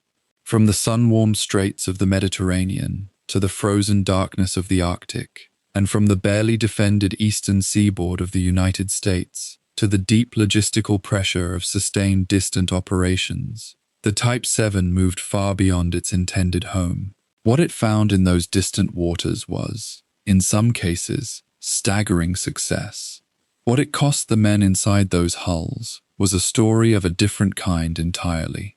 The Mediterranean presented the most immediate geographical challenge, and it began with the approach. The Strait of Gibraltar, barely 14 kilometers wide, at its narrowest point, with British-controlled high ground on one side and the sheer geology of the African coast on the other, was one of the most heavily surveilled choke points in the entire war. Royal Navy patrol vessels, aircraft working out of Gibraltar's airfield, and an array of listening posts made the passage through the strait as close to a gauntlet as naval geography could devise. A surfaced U-boat had no chance of slipping through, undetected in daylight. Even submerged, the strong current flowing eastward into the Mediterranean from the Atlantic could push a boat off course, and the thermal layers of the water between the two seas created acoustic conditions that made sonar unreliable and navigation treacherous. Commanders who made the transit remembered it for the rest of their lives, holding their breath through hours of cat-and-mouse tension in water that felt far too shallow for the steel tube they commanded. Those who made it through emerged into a sea that was warmer, clearer, and strategically rich with targets. The boats sent to the Mediterranean had been directed there in response to the critical situation in North Africa, where Axis supply lines were under constant pressure from the Royal Navy, based at Malta and Alexandria. U-boats operating against those supply routes, and against British naval forces themselves, achieved some significant results. The confined geography of the Mediterranean, however, worked against the Type VII in ways that the open Atlantic never had. There was no opportunity to break off an engagement and run for deep water. The sea was shallow enough in many areas that depth charging could be depressingly accurate, and the bright underwater visibility gave hunting aircraft a visibility advantage they simply did not enjoy in the murk of the North Atlantic. Boats that entered the Mediterranean through Gibraltar could not return the same way against the prevailing current. The transit was effectively one way. The crews of those boats understood, when they slipped through the strait, that they were committing to an indefinite Mediterranean deployment with no straightforward route home. The Arctic was a different kind of hardship, one measured not in geography, but in temperature. When Germany invaded the Soviet Union in the summer of 1941, the Western Allies began running convoys around the northern tip of Norway to the Soviet ports of Murmansk and Arkhangelsk, carrying tanks, aircraft, food, and raw materials to a desperately embattled ally. These convoys became one of the war's most bitterly contested logistical operations, and the Germans threw every available asset against them: surface ships, aircraft, and U-boats. For the Type VII crews assigned to the Arctic, the conditions redefined what the word endurance meant. Water temperatures in those latitudes meant that a man who went into the sea had only minutes before the cold finished what enemy action had started. The boats themselves suffered mechanically in the cold. Hydraulic systems became sluggish, periscope seals contracted, and the bearing grease that kept a dozen critical mechanisms moving required constant attention. Ice could form on the external superstructure and shift the boat's trim in ways that demanded immediate correction. Watchkeepers on the bridge in Arctic conditions, dressed in every layer they possessed, and still returned below, unable to feel their hands. Yet the Arctic War was also shaped by a factor that the Atlantic campaign had only fitfully encountered: the midnight sun. In the summer months above the Arctic Circle, darkness simply did not come. A surfaced U-boat had no darkness in which to close on a convoy, recharge its batteries in relative safety, or slip away after an attack. The boats were forced to operate submerged for extended periods, in a season when, in the Atlantic, surface running at night would have been a matter of course. Battery endurance became a constant anxiety. Commanders had to calculate their approaches with extraordinary care, knowing that a botched attack in those latitudes, with no darkness to retreat into, could leave them exposed on the surface in full daylight, with a convoy's escorts already turning toward them. Then came the operation that, in the early months of 1942, produced results so lopsided they seemed almost unreal. When the United States entered the war, following the attack on Pearl Harbor in December of 1941, the German U-boat command recognized an opportunity that could not be passed over. The American eastern seaboard, stretching from the waters off New England down to Florida and into the Gulf of Mexico, was effectively undefended in any meaningful anti-submarine sense. The United States Navy had spent years observing the Battle of the Atlantic with great interest, but had not yet translated that observation into the institutional reflexes required to protect its own coastal shipping. There was no convoy system for coastal traffic, there was no coordinated air patrol, and crucially, the cities along the American coast had not implemented a wartime blackout, so the glow of Miami, New York, and dozens of other port cities and resort towns silhouetted merchant ships against a blaze of peacetime light, presenting them to U-boat commanders in perfect, lethal relief. Operation Drumbeat, Unternehmen Paukenschlag, was the name given to the initial thrust of this campaign. A small number of large Type IX boats led the first wave, but Type VII boats followed in substantial numbers as the operation expanded. For the commanders and crews making the long transit across the Atlantic to American waters, the journey itself tested the range limits of a vessel built for a different operational concept. The Type VII had not been designed for round trips of that distance without replenishment, and fuel management on those voyages became an obsessive daily calculation. Speeds were reduced to economize on diesel. Every variable was squeezed. When the boats arrived, however, what they found vindicated the ordeal of getting there. Merchant ships sailed independently, on predictable schedules, on well-known routes, fully illuminated by the glow of a continent at peace with its domestic routines. The early weeks of this campaign produced sinking rates that German commanders found almost embarrassing in their ease, a stark contrast to the hard-fought convoy battles of the North Atlantic, where every success came against organized resistance. The American response was slow to materialize, and during the months that it took to organize, the losses along the eastern seaboard accumulated with grim momentum. Tankers carrying fuel northward from the Gulf of Mexico were especially vulnerable, and their loss had direct consequences for Allied fuel supplies at a moment when industrial production was ramping up on both sides. Survivors from torpedoed ships were sometimes washed ashore on American beaches, and the sight of burning tankers visible from the shoreline introduced the reality of the war to American civilians in a way that no newspaper could quite replicate. The pressure to respond mounted through the spring of 1942, and as coastal convoy systems were gradually organized, as air patrols extended their coverage, and as the learning curve of the United States Navy steepened sharply, the easy hunting came to an end. By the late summer, the eastern seaboard was no longer an open range. The logistical strain of all these distant operations wore on the Type VII in ways that accumulate only when you trace them together. A boat designed to operate in the North Atlantic was built around a specific set of range assumptions, crew endurance calculations, and mechanical tolerances that reflected the conditions of that theater.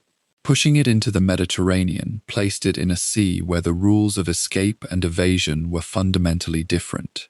Sending it to the Arctic subjected its systems to temperatures outside the design envelope, and its crew to a darkness-light cycle that inverted their tactical training. Running it across the Atlantic to American waters and back stretched its fuel margins to the absolute edge of what was achievable. None of these secondary theaters broke the Type VII. The boat proved more adaptable than its designers might have anticipated, but each of them extracted a cost in mechanical wear, crew fatigue, and the slow erosion of the margins that separated a successful patrol from a catastrophic one. There is a particular quality to the courage required in those distant theaters that deserves to be acknowledged without sentimentality. The men who made the Mediterranean transit understood they were entering a closed body of water with no guaranteed way out.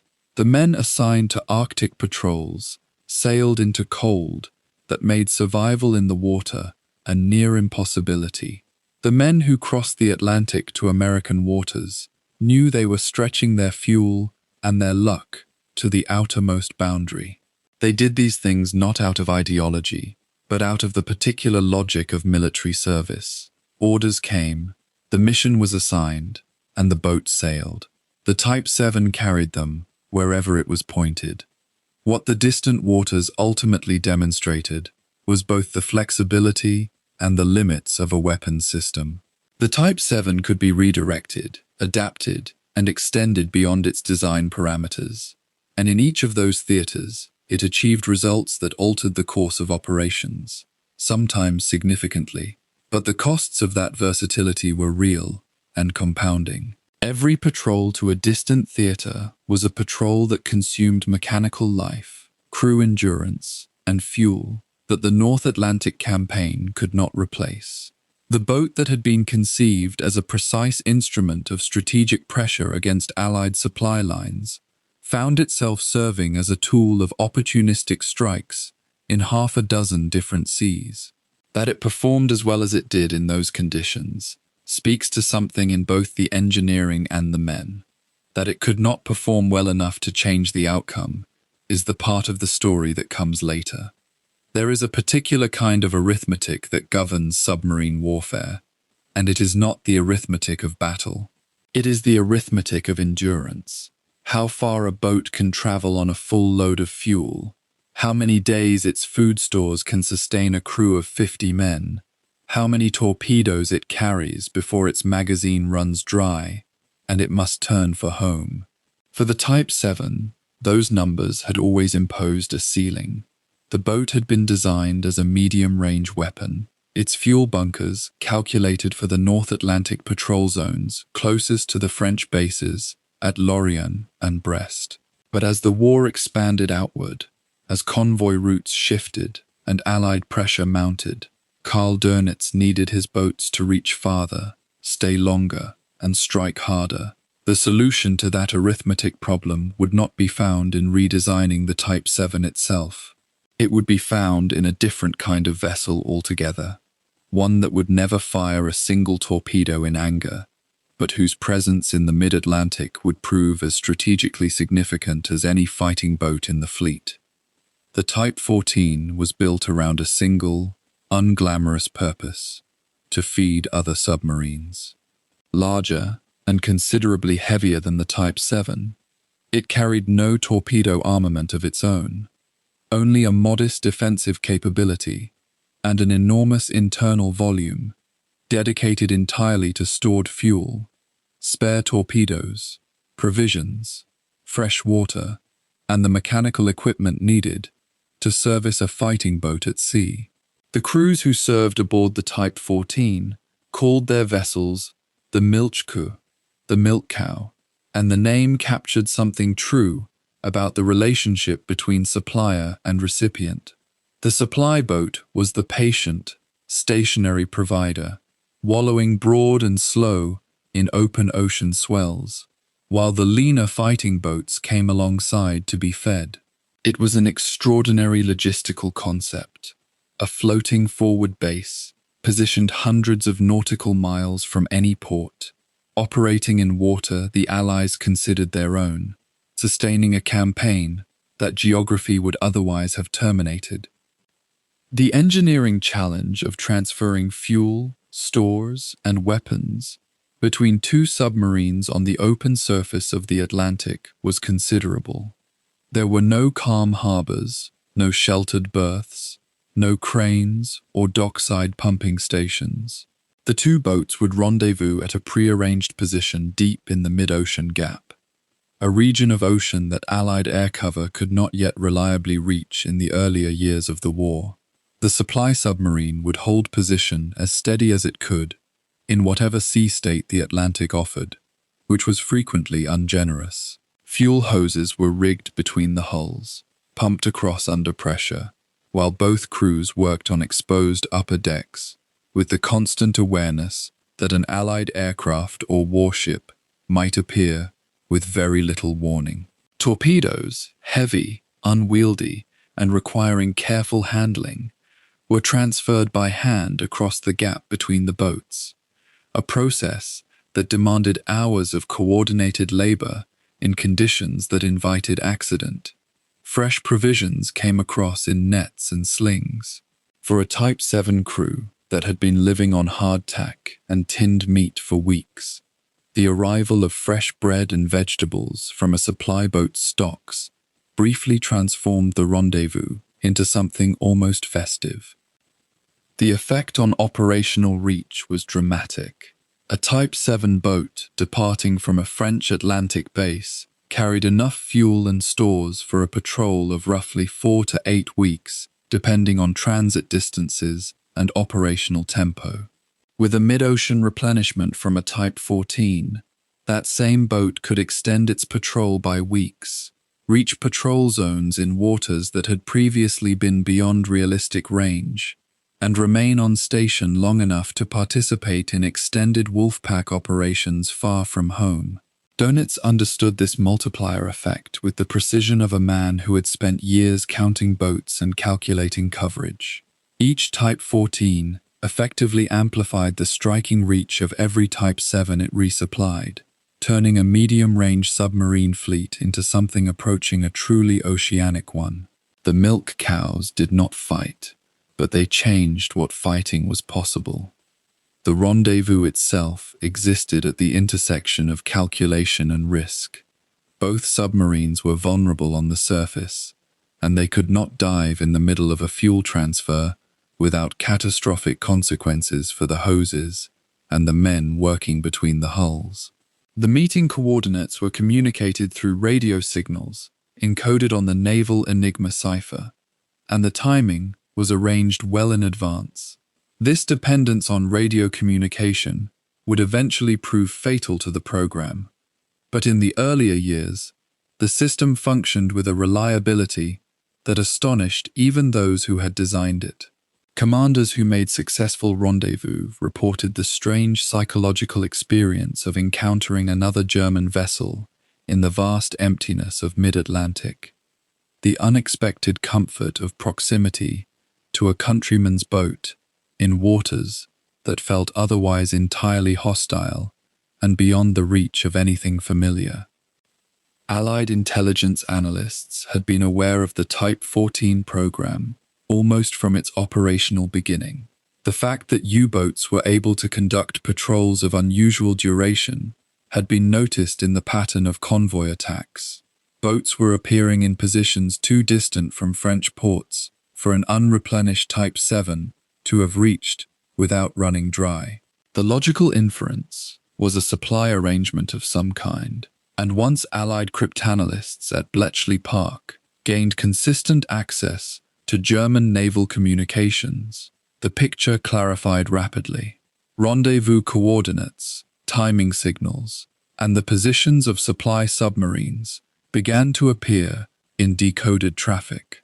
What had been a suspected capability became a mapped one, and once mapped, it became a target. The Allied campaign against the milk cows was methodical and, from the German perspective, devastating. Aircraft operating from escort carriers and land bases equipped with improving search radar began to locate supply submarines in the mid-ocean meeting zones. The Type 14 was not a quick or agile vessel. It could not crash dive with the speed of a fighting boat, and its bulk made it conspicuous on the surface. When aircraft found it, the options for the supply crew were limited. The losses among the Type 14 fleet accumulated across 1942 and into 1943 at a rate the program could not sustain. Each supply boat lost took with it not just its own crew, but the extended operational capacity of all the fighting boats that would now have to turn for home early, their fuel tanks not topped, and their torpedo racks depleted. The destruction of a single milk cow was, in strategic terms, worth considerably more than the destruction of a single fighting submarine. By the summer of 1943, the Allied destruction of the Type 14 fleet had reached a point of operational crisis for the U-boat arm. The number of supply submarines remaining operational had fallen to a fraction of what the program had required to function. Dönitz and his staff attempted to adapt. Other submarine types were modified to carry limited supply loads, and the rendezvous procedures were revised to reduce the time both boats spent exposed on the surface. But these were patches on a wound that had become structural. The loss of reliable mid-ocean replenishment meant that every Type VII's patrol zone effectively contracted back toward the parameters of its designed range, stripping away the reach that the milk cows had provided. Boats that had been operating in distant waters had to be rerouted back to closer patrol zones, and the Wolfpack deployments that had once reached far into the western Atlantic shrank accordingly. The human dimension of the milk cow losses was its own quiet catastrophe. The crews of the Type 14 boats had signed on for what was, by the standards of submarine service, a non-combat role. They were supply men, not hunters, technicians and engineers whose purpose was logistical. They lived with the knowledge that their vessel carried no effective means of fighting back against a determined attacker.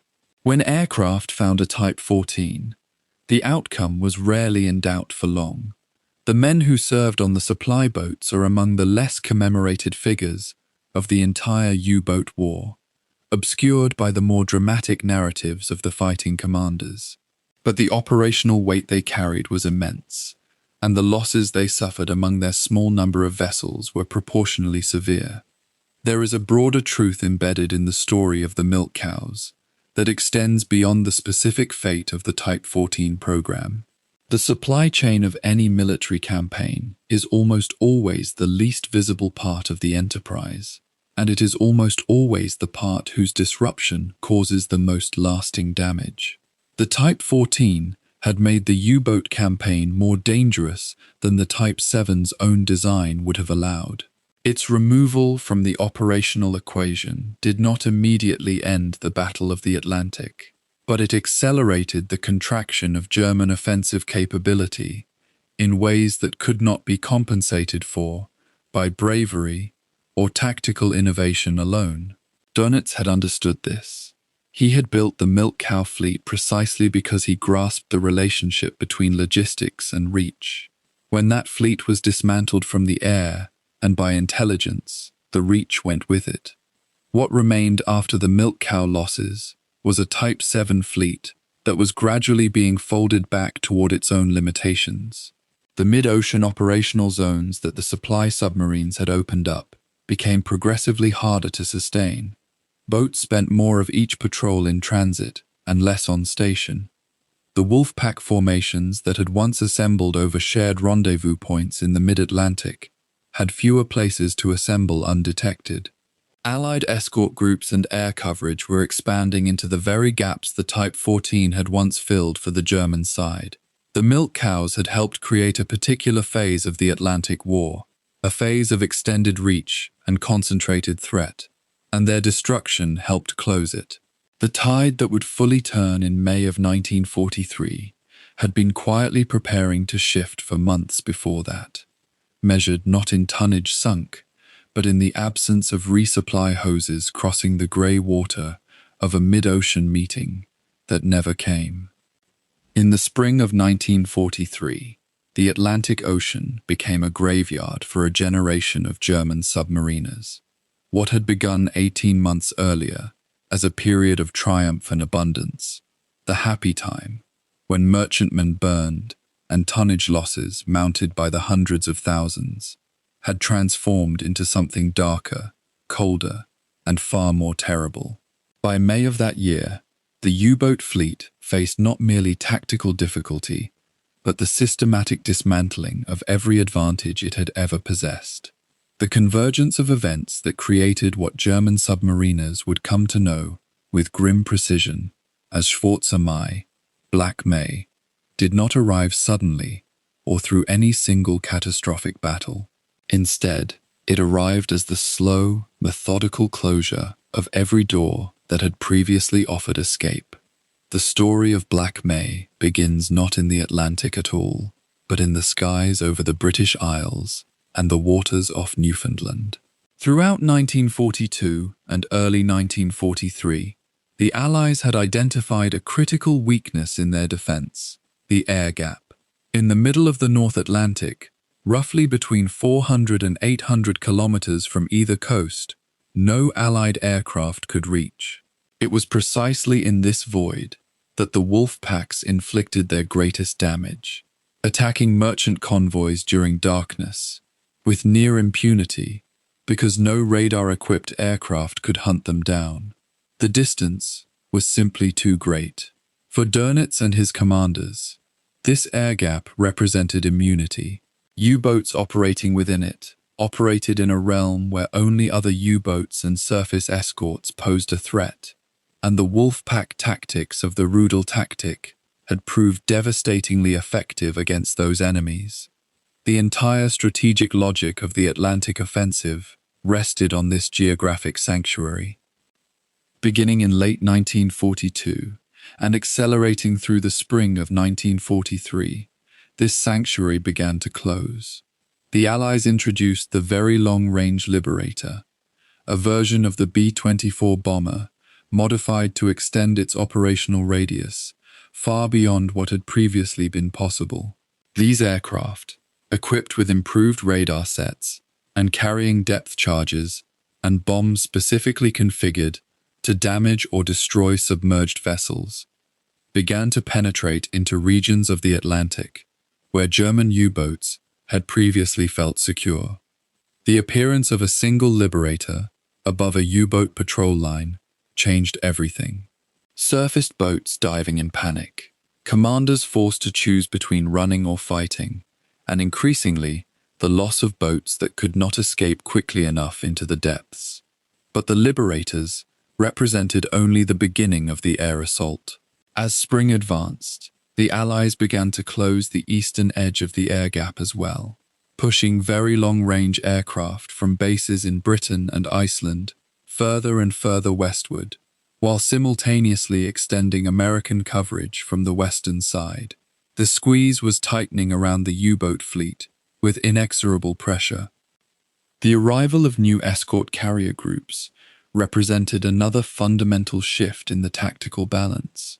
These were small aircraft carriers, often converted from merchant hulls, that traveled with convoy escort groups and carried their own complement of aircraft. usually armed swordfish biplanes or wildcat fighters. The psychological and tactical impact of having air cover move with a convoy was enormous. Merchant convoys were no longer simply defended by ships on the surface. They were defended by aircraft that could hunt over the horizon, beyond the range of U-boat torpedoes, beyond the effective arc of U-boat deck guns. The Wolfpack's fundamental tactic had relied on the ability to shadow a convoy during daylight hours, to track its movements and report its position to other U-boats so they could converge for night surface attacks. With aircraft constantly patrolling overhead, the shadowing U-boats themselves became vulnerable. Commanders faced an agonizing choice: maintain contact with the convoy and risk aircraft attack, or break off and lose the tactical advantage that the pack position promised. More and more often in May, they made the choice that would be fatal, and more often, they paid with their boats and their lives. The intelligence war, which had swung back and forth between the two sides throughout the Atlantic campaign, shifted decisively against Germany in the opening months of 1943. The British codebreakers at Bletchley Park had suffered a frustrating blind period after February, when the German Navy introduced a fourth rotor to its Enigma machine. But in May, the intelligence doors opened again. The capture of a weather ship carrying the new Enigma settings, combined with the tireless analytical work of the codebreakers themselves, allowed the British to begin reading German naval communications once more. What they could read told them where U-boats were positioned, where they were being ordered to patrol, and where the wolf packs were concentrating. The Allies used this intelligence with surgical precision, routing convoys away from U-boat patrol lines and directing their own anti-submarine forces toward concentrations of German boats. From the U-boat perspective, the ocean had become mysteriously hostile. Convoys that should have been vulnerable instead seemed to know exactly where the danger lay and how to avoid it.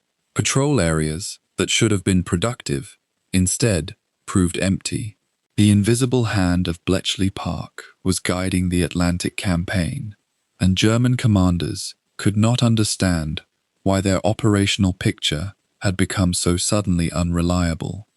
At the same time that German intelligence had gone dark, Allied radar technology had advanced to new levels of lethality. The earlier radar sets, while revolutionary, had been crude instruments that required skilled operators to interpret their images. The sets that appeared aboard Allied escort vessels and aircraft in the spring of 1943 were far more sophisticated. They could detect a surfaced U-boat at night from greater distances and with far more reliability. Worse for the submariners, the appearance of the ley light, a powerful searchlight that aircraft could switch on once radar contact had been established, transformed night from an ally into a danger. A U-boat that surfaced in the darkness to attack a convoy or to charge its batteries could suddenly find itself bathed in brilliant illumination, visible to the aircraft above with nowhere to hide. The German search receiver that warned U-boats of radar transmissions became an increasingly desperate warning system, giving commanders seconds at best to dive before bombs and depth charges raked their hulls. The technology that once seemed to offer a counter to radar, the warning system itself, had become a source of false hope, often arriving too late to allow escape.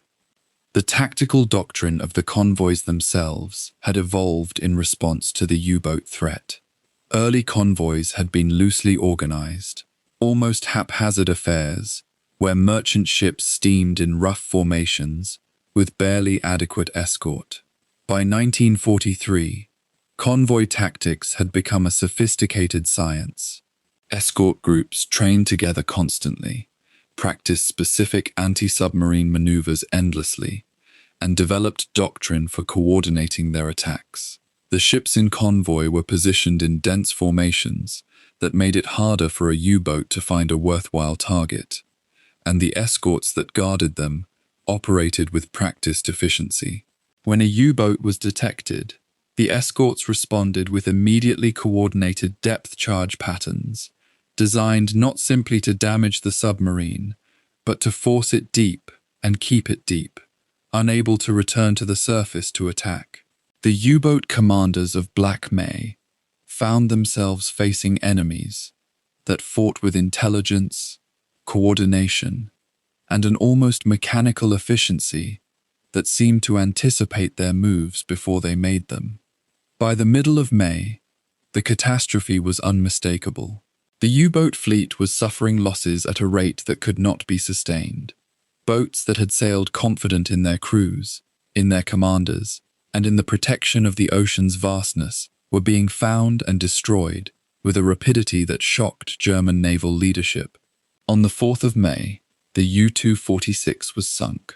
On the 5th, the U-125, the daily list of losses, accumulated into a toll that became undeniable.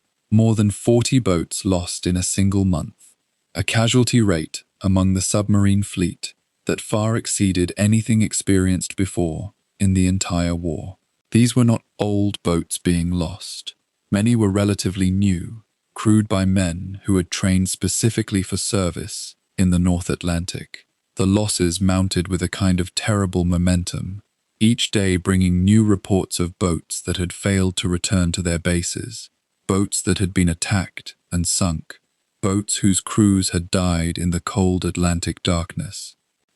Dönitz, commanding from his headquarters ashore, faced an agonizing reality that no amount of tactical genius or operational cunning could overcome.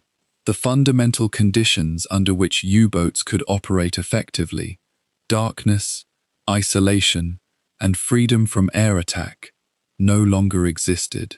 The Allies had not simply improved one aspect of their anti-submarine capability, they had simultaneously improved every aspect across the entire spectrum of detection, location, and destruction. The combination of closed air gaps, new escort carrier groups, improved radar both afloat and airborne, reformed convoy tactics, and cracked Enigma communications, created a system of overlapping defenses that a surfaced U-boat could barely navigate, and a submerged U-boat could barely escape. The wolf packs, which had been the signature of German U-boat strategy, required boats to operate on the surface, to communicate with one another, to shadow convoys, and coordinate attacks in the darkness. All of these things had become increasingly lethal. A boat that surfaced to attack faced aircraft. A boat that surfaced to charge its batteries faced radar. A boat that attempted to shadow a convoy found itself hunted by aircraft and escorts working in coordination. The tactical concepts that had worked so effectively a year earlier now guaranteed disaster. On the 30th of May, Dönitz issued an order that stunned his commander corps. The U-boats would be withdrawn from the North Atlantic. The wolf packs would be disbanded. The campaign, that had been the centerpiece of Germany's strategy in the Atlantic, would be suspended. The decision was not made lightly, but it was made with brutal clarity. Dönitz understood that continuing to operate in the North Atlantic under the new conditions meant condemning crews to death without achieving any offsetting strategic gain. The order went out to the boats at sea, and those that survived the journey back made their way toward Germany or occupied ports, carrying with them the knowledge that something fundamental had changed. The happy time, which had ended gradually over the preceding year, was now officially over. The Battle of the Atlantic had reached a turning point from which there would be no return. The immediate impact of the withdrawal was a dramatic shift in convoy losses. In May, the Allies sailed approximately 100 merchant ships across the North Atlantic in organized convoys. Roughly 3 of them were sunk. By comparison, in the worst months of the happy time, losses had been measured in dozens, sometimes in scores. The sudden drop represented more than a tactical victory. It represented the effective cessation of the U-boat threat as a major factor in the Atlantic War. The supply line from America to Britain would continue to flow, and with it the material that would sustain the British war effort and prepare the invasion of Europe. The collapse of the Wolfpack campaign eliminated the single greatest threat to that supply line. Merchant sailors who had sailed in convoy knowing that their statistical odds of surviving were grim could suddenly begin to hope again. The war would continue, and convoy duty would continue to be dangerous, but the industrial-scale destruction of the happy time had come to an end. What Black May revealed was that the Battle of the Atlantic had never been a conflict between U-boats and merchant ships, but rather a conflict between systems, between the German system of submarine production and operation, and the Allied system of convoy defense, intelligence analysis, technological adaptation. The Allies had been building a superior system all along, but it had taken time for every component to come into alignment. By May of 1943, all those components were finally working in coordination, and the result was the methodical dismantling of the U-boat offensive. The U-boat arm would continue to operate in the Atlantic and beyond for the next 2 years, but it would never again pose the existential threat to the Allied war effort that it had represented during the happy time. The summer of 1943 marked not the end of the U-boat war, but the moment when that war's outcome was decided. From this point forward, the story would be one of diminishing returns, of technological innovation in pursuit of tactical solutions to problems that had become fundamentally strategic in nature, and ultimately, of the long withdrawal and slow destruction of a force that had once seemed invincible. In the last days of May 1943, Admiral Karl Dönitz faced the hardest command decision of his career. His wolf packs had been methodically destroyed in what the Allies would later call Black May. More than 40 submarines sunk in a single month, casualties that made even the grueling losses of previous months seem almost manageable by comparison. The U-boat fleet that had come closest to strangling Britain into surrender now limped back to its Atlantic bases, battered and bewildered. Dönitz did not retreat into silence or despair. Instead, with the precision of a military mind, trained to believe that every problem had a technical solution, he ordered the U-boat arm into a frenzy of innovation. New weapons, new designs, new tactics. Anything that might wrest back the initiative from an enemy that had somehow managed to dominate both the surface and the sky. What followed was a desperate race against time, a technological counteroffensive that would produce genuine innovations, but arrive too late to change the fundamental course of the war at sea. The first and most celebrated of these new weapons was the acoustic homing torpedo, given the designation Zornkönig by the German Naval Command. The name meant King of the Wren, though its English designation, the acoustic homing torpedo, or later, Gnat, better described its purpose. The concept was elegant and lethal in theory. Rather than requiring a U-boat to position itself ahead of a target and fire along a calculated intercept course, this new torpedo could be fired in the general direction of an enemy escort and would then home in on the noise signature of the escort's propellers. The destroyer or corvette that had been hunting you became, in effect, a homing beacon for your own weapon. From the perspective of a desperate U-boat commander fighting for survival against overwhelming odds, it was a revelation. The acoustic torpedo promised to flip the asymmetry of the hunt. No longer would the escort always hold the advantage of position and maneuverability. The hunted could strike back at the hunter from ranges and angles that had previously been impossible. The development of the Zornkönig had begun years earlier, in a quieter era when the U-boat arm still believed it might win the Atlantic War through superior tactics, and the sheer weight of numbers. German naval researchers had theorized that the noise generated by a ship's propellers created a unique acoustic signature, a kind of underwater fingerprint that could be detected by a sensitive listening device and used to guide a weapon toward its source. By 1943, with the acoustic torpedo finally ready for deployment, German U-boat crews received training in its use. The weapon was not perfect. It could only function effectively if the target was traveling at sufficient speed to generate audible propeller noise, and its acoustic seeker could sometimes be confused by the noise patterns of multiple ships in close proximity. But against single escorts or ships traveling at higher speeds, it represented a genuine tactical advantage. More importantly, it represented hope, something that had been in desperately short supply in the U-boat arm since the catastrophe of May. The first operational use of the Zornkönig came in the summer of 1943, when a Type VII, commanded by a veteran officer, encountered an eastbound Allied convoy and fired the new weapons at the escort screen. The acoustic torpedoes performed as advertised. Multiple escorts were hit and damaged, though not destroyed with the reliability that German commanders had hoped for.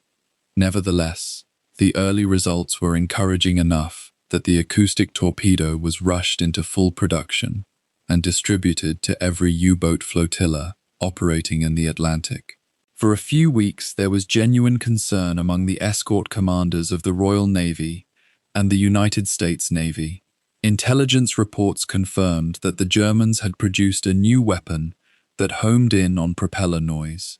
The countermeasures developed in response: towed noisemakers that created false acoustic targets, changes in patrol tactics that emphasized covering ground rather than aggressively pursuing contacts, and the incorporation of new evasive maneuvering techniques eventually reduced the threat. But the acoustic torpedo remained a real danger for the rest of the war, and several escort vessels would be sunk or severely damaged by it before the fighting ended. Running parallel to the development of the acoustic torpedo was a more straightforward but equally desperate measure: increased anti-aircraft armament on the Type VII itself. In the early years of the war, a U-boat surfaced to run its diesel engines and recharge its batteries had been relatively safe from air attack. The aircraft available to the Allies for anti-submarine work in the Atlantic had been few in number, and once detected, a U-boat could simply dive below the reach of any bomb or machine gun fire. By 1943, the situation had reversed completely. Long-range patrol aircraft now covered most of the North Atlantic on a near-continuous basis. A U-boat caught on the surface during daylight hours, or even at night when illuminated by the new airborne searchlights, faced a lethal threat it could not evade by diving quickly enough.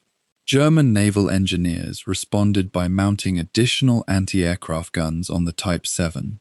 First, a single 20mm cannon in addition to the existing machine guns, then multiple 20mm guns, and in some boats, a 40mm Bofors gun mounted on a specially constructed platform. The theory was that a U-boat caught on the surface could now fight back. Its guns could rake an attacking aircraft, shoot down bombs before they struck, or at least force the pilot to break off his attack run to evade the incoming fire. The results were mixed and ultimately disappointing. A submarine, even one bristling with newly added guns, was still a poor gun platform compared to an aircraft. The boat pitched and rolled in any significant sea state, making accurate fire difficult. The gun crews were exposed on deck, themselves vulnerable to strafing fire from the attacking aircraft. Training men to man these weapons effectively required time that the German Navy did not have, and resources that were increasingly scarce. More fundamentally, the problem facing the U-boat arm was not a lack of firepower. It was the sheer numerical superiority of the Allied air forces, and the fact that a U-boat forced to fight on the surface was a U-boat that was not underwater, where it might have a chance of escaping. A few aircraft were shot down or damaged by anti-aircraft fire from U-boats, enough to justify the expense and effort in the minds of German planners. But the addition of more guns did not reverse the trend of rising U-boat losses to air attack. It was a gamble that did not pay off. The most significant innovation from a technical standpoint, however, was the snorkel, a relatively simple device that would transform U-boat operations in the final phases of the war. The snorkel was essentially a tube, one running intake pipe and one exhaust pipe, that extended from the submarine up to the surface when the boat was operating at periscope depth. The intake allowed diesel engines to draw fresh air from above the waterline, while the exhaust pipe expelled engine gases back to the surface. In theory, this meant a U-boat could run its diesel engines while remaining fully submerged, recharging its battery without surfacing. The concept was not new. The Dutch had designed a functional snorkel decades earlier, but the German Navy had not previously felt the need to invest in such a device. Now, with surfaced U-boats being hunted relentlessly, the snorkel suddenly became a priority. Modified Type VII boats fitted with snorkels began to reach the Atlantic flotillas in the autumn of 1943. The snorkel was genuinely transformative in one crucial respect. It allowed a U-boat to recharge its batteries and cruise across the Atlantic with vastly reduced vulnerability to radar-equipped aircraft.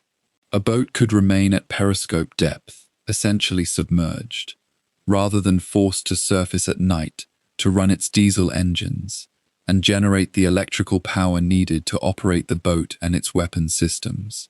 From a tactical and operational standpoint, this extended the effective life of the U-boat fleet in the Atlantic considerably. Boats equipped with snorkels were sunk at a far lower rate than those without. But the snorkel introduced its own profound miseries.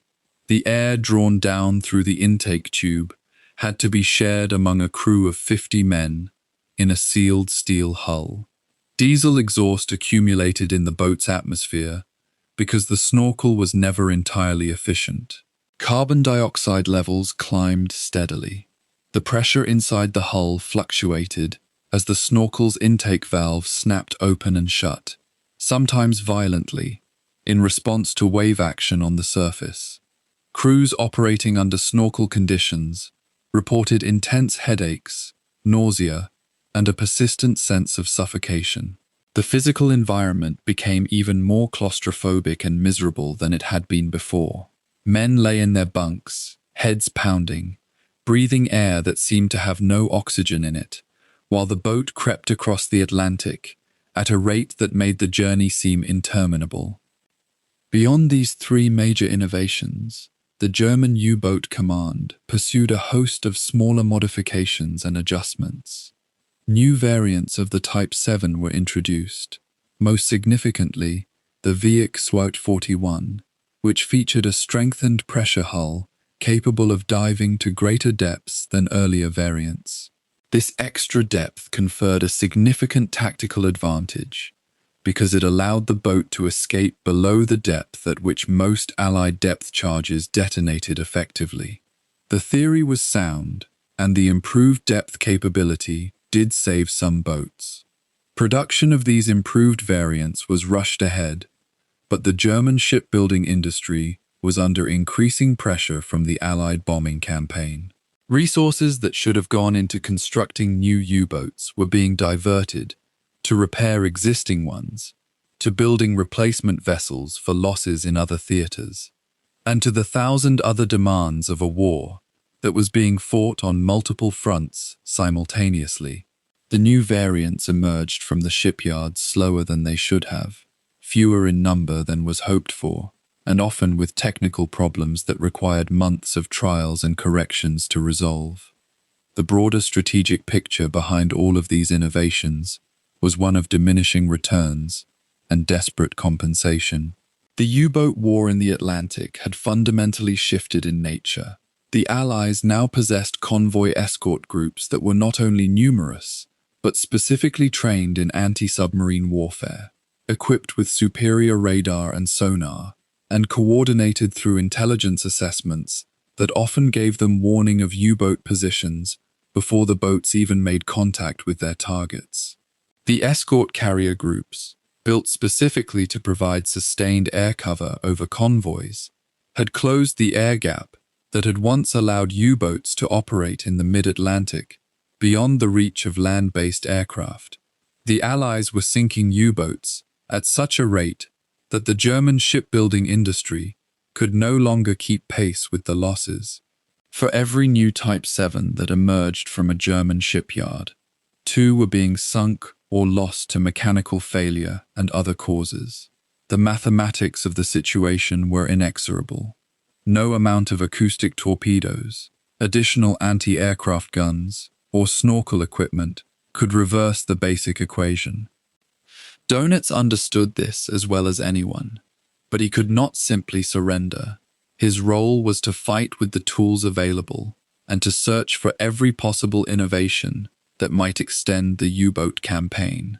In this sense, the technological counteroffensive that followed Black May represented both the best and the worst of what the German military achieved in the closing years of the war. The innovations were real, often clever, and the product of serious engineering talent and effort. The acoustic torpedo was a genuine advance in weapon design. The snorkel fundamentally altered the U-boat's operational profile. The improved pressure hulls did enable some boats to escape attacks that would previously have been fatal, but none of it was sufficient. It was like pumping water from a hull that was being punctured faster than any pump could bail. The innovations bought time. They produced occasional tactical successes, and they gave U-boat crews genuine reasons to hope that they might survive. But they could not reverse the strategic trend. The Battle of the Atlantic had been decided not by any single weapon or tactic, but by the cumulative effect of Allied industrial capacity, superior numbers, better coordination, and the critical advantage of reading German radio communications at a crucial moment. New weapons could delay the inevitable, but they could not prevent it. By the autumn of 1943, Dönitz's U-boats were no longer hunting convoys. They were increasingly hunted themselves, and the technological innovations that emerged from German shipyards, however impressive, could not restore them to their former dominance. The men who commanded the Type VII submarines existed in a space between power and powerlessness that few human beings ever experience. They held absolute authority over 50 men compressed in a steel tube 48 meters long and 6 meters wide, making decisions that could mean survival or death for every soul aboard. Yet they themselves were utterly dependent on the obedience, skill, and psychological endurance of those same 50 men. This paradox, total command, coupled with total vulnerability, shaped the psychology of the U-boat commander in ways that set him apart from any other officer in any other service. A destroyer captain could retreat to a cabin to be alone. A submarine commander could not. The isolation of command and the inescapability of proximity created a unique bond between leader and led, one that was neither quite friendship nor quite hierarchy, but something that occupied an uncomfortable space between the two. The career of a U-boat commander typically began with selection at a young age, often in the late 1930s or early 1940s, when naval officers were identified as possessing a combination of technical competence and an almost reckless willingness to accept risk. Training was brutal by design. Aspirants underwent months of courses in submarine engineering, navigation, weaponry, and tactics. But the true test came during their first patrols as second officers or first officers aboard operating boats, watching experienced commanders work, learning how to read the ocean's sounds through the hydrophone, how to interpret the faint scratches and metallic echoes that might mean a convoy lay ahead in darkness. how to judge the psychological moment when an entire crew's focus had to narrow to a single objective. The best commanders combine technical mastery with an almost animal sensitivity to the moods and capacities of the men around them. They knew which petty officers could be trusted under extreme stress, which young sailors would panic in silence, which men needed to be reassured, and which needed to be driven. The pressure of command descended in layers, each one compressing the commander's autonomy and freedom of action. Above him sat the flotilla commanders, who allocated patrol zones and issued orders from shore. Above them sat the command structure in Berlin, the staff officers, who tracked boats by radio signals and reckoned losses in tonnage, delivered, and U-boats lost. Yet when the boat descended beneath the surface and radio contact became intermittent, the commander existed in a strange state of isolation. Messages might be received while submerged, but sending them meant rising to periscope depth at great risk, exposing the boat's antenna mast to the aircraft and ships that hunted it. For weeks at a time, a commander might operate without any contact with his superiors, beyond the occasional brief signal received on the radio.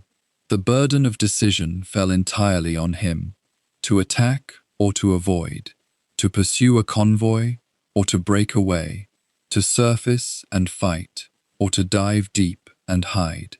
Every choice carried consequences that he alone would bear. The nature of submarine command was fundamentally different from any other form of leadership. A land commander could walk among his troops, speak to them, be seen and touched by them. A naval commander on a surface ship moved among his crew, visible on the bridge, accessible if not always approachable. A submarine commander could never leave his control room for long, could never be absent from the nerve center of his ship. When danger came, he would be there, and every man in the boat would know it. This created a peculiar kind of trust and dependence. Men who served under the same commander over multiple patrols developed an almost uncanny ability to predict his decisions, to read subtle shifts in his tone or posture that signaled whether danger was acute or manageable. The best commanders understood this intuition and cultivated it. They knew that morale was not something that could be ordered, but only influenced through consistency, competence, and visible calm under conditions that demanded panic. The psychological effect of command was not uniform across the officer corps. Some men thrived under the pressure, their minds sharpening as stakes rose, their decisions becoming clearer under stress. Others showed signs of what was then called Fliegermüdigkeit, literally pilot weariness, a state of operational exhaustion, where decision-making became sluggish, reactions slowed, and the mental reserves necessary for handling crisis situations began to deplete. The U-boat command recognized this phenomenon, though imperfectly, and occasionally rotated commanders who showed signs of exhaustion into training or shore positions. But the pressure to keep experienced men on patrol, in a service that was chronically short of skilled commanders, meant that some men continued fighting when they should have been rested. The psychological cost of this would only become apparent after the war, when submarine survivors and their families spoke of commanders whose health had been permanently damaged by months or years of unrelenting tension. The relationship between a commander and his crew took on an intensity that few other military relationships matched. In a tank or an aircraft, or even on a surface warship, there were degrees of separation, layers of hierarchy, physical space that permitted psychological distance. In a submarine, a commander could hear his men breathing. He could smell their sweat, their fear. He knew their families in the way that only came from months of shared danger and proximity. He also understood, in a way that commanders in any other service did not, that if his boat was sunk in combat, his crew had essentially no chance of survival. The average depth of the North Atlantic was 4,000 meters. A submarine with a crushed pressure hull did not sink slowly. The men aboard did not have time to swim to the surface or reach lifeboats. They had perhaps seconds to comprehend what had happened before they were dead. Every commander carried this knowledge with him on every patrol. The weight of it was visible in the faces of men photographed before patrols and after them, a kind of compression, as though they carried an invisible burden that pressed down on their shoulders. And yet there emerged from these men, constrained by pressure and responsibility, a code of conduct that acknowledged the humanity of the men they hunted. When merchant ships were attacked, some commanders ensured that lifeboats were spotted and their locations reported to other vessels nearby, so that crews had a chance of rescue. When escorts were sunk, some U-boat captains chose to surface briefly afterward to render assistance or to confirm that there was nothing that could be done. This was not mercy exactly, nor was it chivalry in any romantic sense. It was rather an acknowledgement that the captain of a merchant vessel, or a corvette, was a man like themselves, doing a job he had been assigned, separated from death by chance and circumstance, rather than any meaningful difference in character or courage. The men who rose to command Type VII submarines had been shaped by a military culture that emphasized obedience and total war. Yet many of them maintained an interior ethical framework that transcended the ideology in which they operated. They were capable of extraordinary violence, the sinking of a ship carrying sailors and cargo, and also of moments of restraint or even compassion that seemed at odds with the ferocity their role demanded. The most notable commanders accumulated records that made them famous within the U-boat arm, and, through captured documents and signals intelligence, known to the Allies as well. These men were not randomly distributed through the fleet. They tended to command boats longer, to be given newer boats with better equipment, to be assigned the most promising young officers as seconds in command, to continue training the next generation of commanders. The German Naval Command recognized that submarine warfare, more than almost any other form of combat, rewarded expertise and experience. A commander with 15 patrols under his belt, who had survived contacts with Allied escorts, who had learned to read the ocean and the behavior of convoys, brought a level of capability that no amount of training could replicate. These men were protected to a degree, rotated into rest periods when they showed signs of exhaustion, given the best boats and resources, because the return in tonnage sunk and convoys disrupted was so high. The psychological arc of a successful commander's career often followed a pattern that repeated with remarkable consistency. Early patrols brought excitement, fear, and the intense focus of a mind entirely concentrated on survival and success. As experience accumulated and patrols passed without serious danger, confidence grew, sometimes transforming into overconfidence. Then came a contact that shattered that confidence, a near sinking, a depth charge attack that brought the reality of enemy capability crashing home, or the death of friends and fellow commanders in boats lost to enemy action.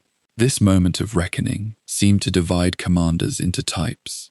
Some became more cautious, using their experience to avoid rather than to seek engagement, recognizing that survival was itself a form of success. Others doubled down, their hunting instincts sharpened by danger rather than dampened by it, willing to take greater risks for greater rewards. The best commanders somehow found a balance between these impulses, maintaining aggressive intent while managing risk with cold calculation rather than emotional intensity. The burden of command was particularly acute because it had no clear endpoint within the individual patrol cycle. A destroyer captain or a land-based officer could look forward to a time of rest and recovery when his unit rotated back from active operations. A submarine commander remained on patrol for weeks or months, knowing that at any moment the boat could be attacked, that at any moment he might be called upon to make decisions in circumstances that had no precedent in his experience. The chronic sleep deprivation of submarine service, described in earlier chapters, affected commanders more profoundly than it affected the crew, because they could not fully surrender to the need for rest. They had to remain mentally present, even while exhausted, had to be able to snap awake and make critical decisions if alarms sounded. The psychological toll of this sustained tension accumulated in ways that were visible to observers, and that the commanders themselves struggled to acknowledge, bound as they were by a culture that valorized endurance and stoicism. The relationship between a U-boat commander and the men of his crew was ultimately shaped by a reality that neither could escape. Their survival depended on the boat, and the boat's survival depended on their collective competence and psychological stability. This created a kind of communal investment in the success of each patrol that transcended normal military hierarchy. A commander who was a drunk, a bully, or a coward would not receive obedience from men who understood that disobedience might simply mean a faster way of dying. The best commanders understood this implicitly and governed accordingly, with a mixture of authority and respect that kept men functioning at high capacity under conditions that would have broken them otherwise. The trust that developed between a commander and a crew that had survived multiple patrols together was not sentimental but pragmatic, based on proven competence and the knowledge that each man was doing everything he could to ensure that all of them lived to see home again. When the boats began to be lost in greater numbers, when the happy time of 1941 gave way to the grinding attrition of 1942, and then the catastrophic losses of 1943, the nature of command changed once more. Commanders who had grown accustomed to finding convoys and delivering their torpedoes began instead to simply try to survive long enough to reach the designated patrol box, deliver one attack, and make it home. The aggressive mastery of the ocean that had characterized the most successful commanders was replaced by a more desperate instinct: to move, to hide, to avoid being caught. The commanders who survived this transition became men who had learned to accept failure as a possibility, to complete a patrol without sinking a single merchant ship and view it as a success if the boat made it home intact. The psychological shift this represented was profound. These men had been trained for victory, had tasted real success in the early years, and now they were being asked to accept survival as sufficient. The strain of this transition on men whose identity and worth had become intimately bound up with their success in sinking ships was immense, and it would mark every one of them who survived into the later years of the war. The men who hunted the U-boats faced an enemy they could sense but rarely see, while submarine crews worked in the claustrophobic silence of their steel tubes. The crews of the Allied escort vessels lived above them in a different kind of darkness, exposed to the ocean's indifference and the weight of knowing that the men they protected were dying all around them. The escorts were the thin line between a convoy's survival and its annihilation, and the sailors who served aboard them carried a burden that history has often overlooked. They were not the glamorous pilots of fighter aircraft or the commanding officers of battleships. Yet, in the endless struggle across the North Atlantic, these men were among the most crucial to the Allied cause. The typical escort vessel of the mid-war period was small, cramped, and brutally uncomfortable. A British corvette, such as the Flower class that formed the backbone of many escort groups, measured barely 110 feet in length, shorter than the U-boats they hunted. The crew, numbering between 40 and 50 men, worked in conditions of perpetual damp, swaying in heavy seas, their bodies constantly adjusted to the vessel's motion. The wardroom where officers tried to rest was scarcely larger than a closet, and the enlisted men's berths were canvas hammocks strung so tightly together that a man sleeping had almost no personal space. The smell of diesel fuel, salt water, unwashed bodies, and the bilges created an atmosphere so thick it seemed almost physical. Yet these tiny ships carried armaments. The depth charges stacked like metallic eggs along the stern rails. The ASDIC sonar equipment that sent invisible waves into the darkness below, and the determination of men who knew that their presence was all that stood between the merchant sailors and the predators below. The typical patrol lasted weeks at a time. Unlike the merchant ships they escorted, which sailed in specific convoys toward specific destinations, the escort vessels remained on station, cycling through the same stretch of ocean again and again, conducting sweeps around the convoy's perimeter, listening constantly through the sonar equipment for the acoustic signature of a U-boat. The routine was relentless. 6 hours on watch, 6 hours off, with the men who had the off-watch hours using them to sleep, eat, or perform maintenance on equipment that never stopped working. The physical exhaustion was compounded by psychological strain.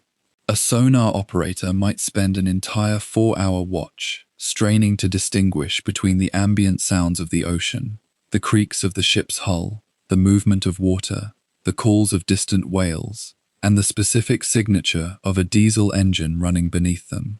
The concentration required was absolute, because a moment of inattention could mean that a U-boat would pass undetected and the convoy would be slaughtered. The training regimen for anti-submarine specialists became progressively more sophisticated as the war continued.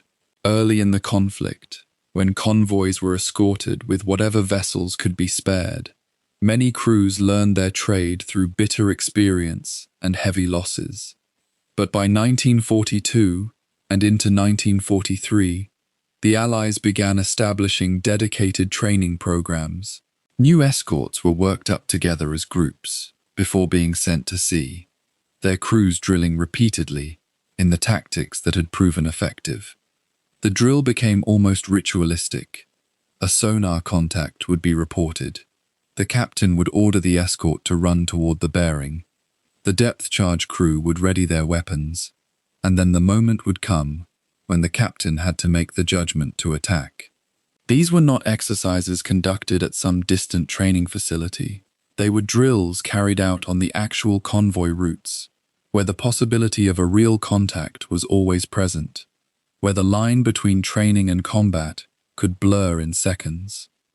The formation of dedicated hunter-killer escort groups represented a crucial tactical evolution in the war at sea.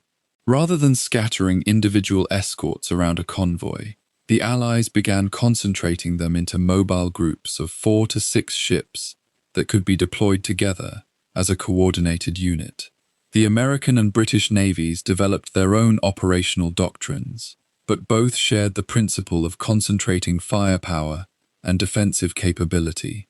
A group commander, often a captain with several years of experience, would coordinate the movements of his ships, directing them to intercept suspected U-boat positions based on intelligence from signals intercepts or from visual reports from merchant ships that had spotted a periscope. The group would remain together through multiple convoys, the crew developing an almost instinctive understanding of how each ship would respond to commands, how the sonar operators worked together, how the depth charge crews coordinated their attacks. This cohesion proved invaluable when combat actually occurred. The emotional complexity of the work was rarely discussed, but it was viscerally present for every man who participated. When a sonar operator heard the acoustic signature of a U-boat, he was hearing the sound of men like himself, sailors doing a job, trying to survive, unaware that they had been detected. When the depth charges were released, the operators aboard the escort vessel could hear them detonating through the sonar equipment, could hear the acoustic signature of the U-boat change in ways that might indicate catastrophic damage. Some men adjusted to this psychological reality by compartmentalizing. The enemy was the threat to the convoy, the killing, was a necessary means of defense. Other men found it harder to reconcile the abstract concept of military necessity with the knowledge that they were directly responsible for the deaths of men they had never seen. The officers maintained discipline and military bearing, but in their private moments, many experienced a weight that did not resolve itself neatly into the conventional narrative of duty and honor. The men of the escort vessels experienced their own version of the carnage that afflicted the merchant convoys. When a U-boat managed to break through the screen and sink a merchant ship, the escorts were often first responders to the disaster.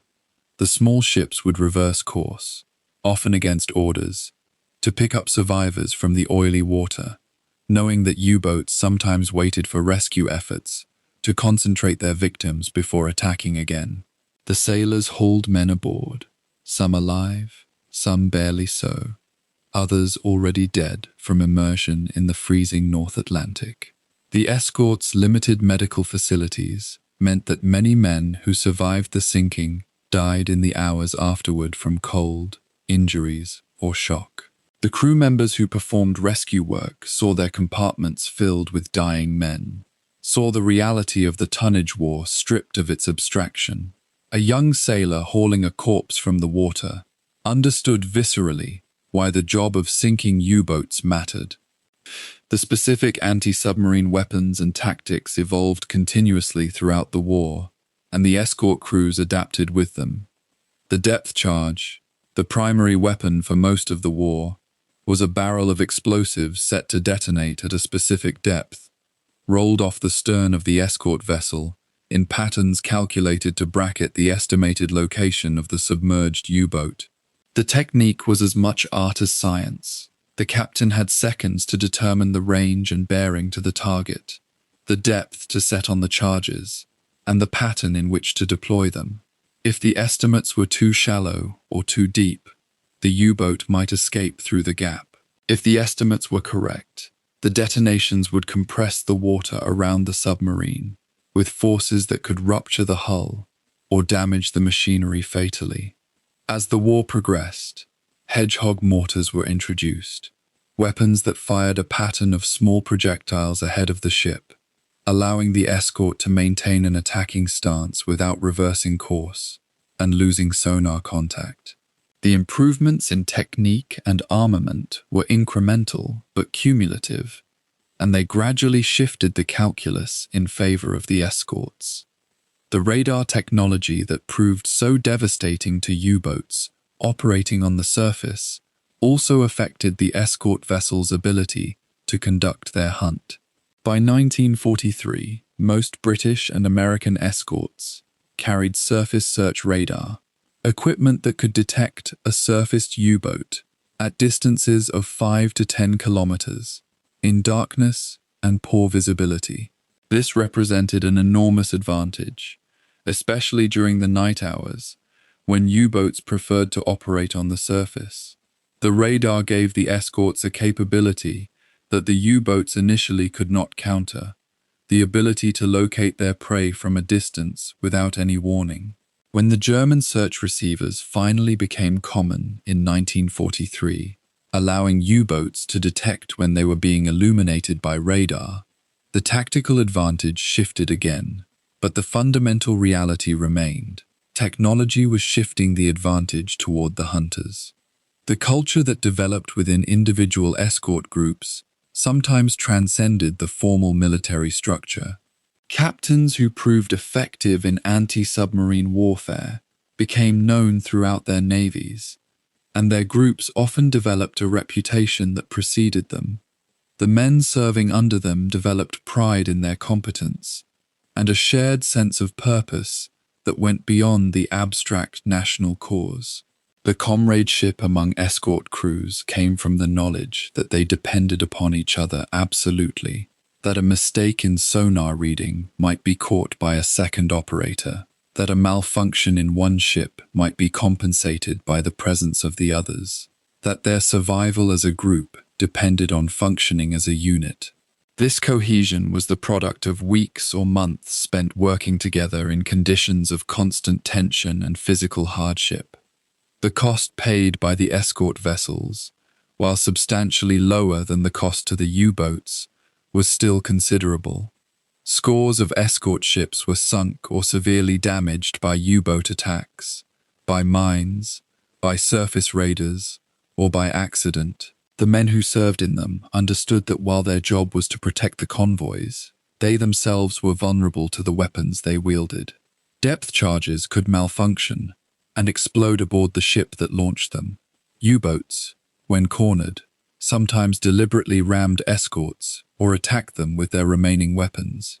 The escort crews worked with a professional understanding that their role was hazardous, that their failure to perform might result in the destruction of the convoy, and conversely, that their success in detecting and attacking U-boats would save the lives of merchant sailors and the cargo they carried, a cargo often consisting of ammunition, fuel, and food destined for military operations that would eventually lead to the liberation of Europe.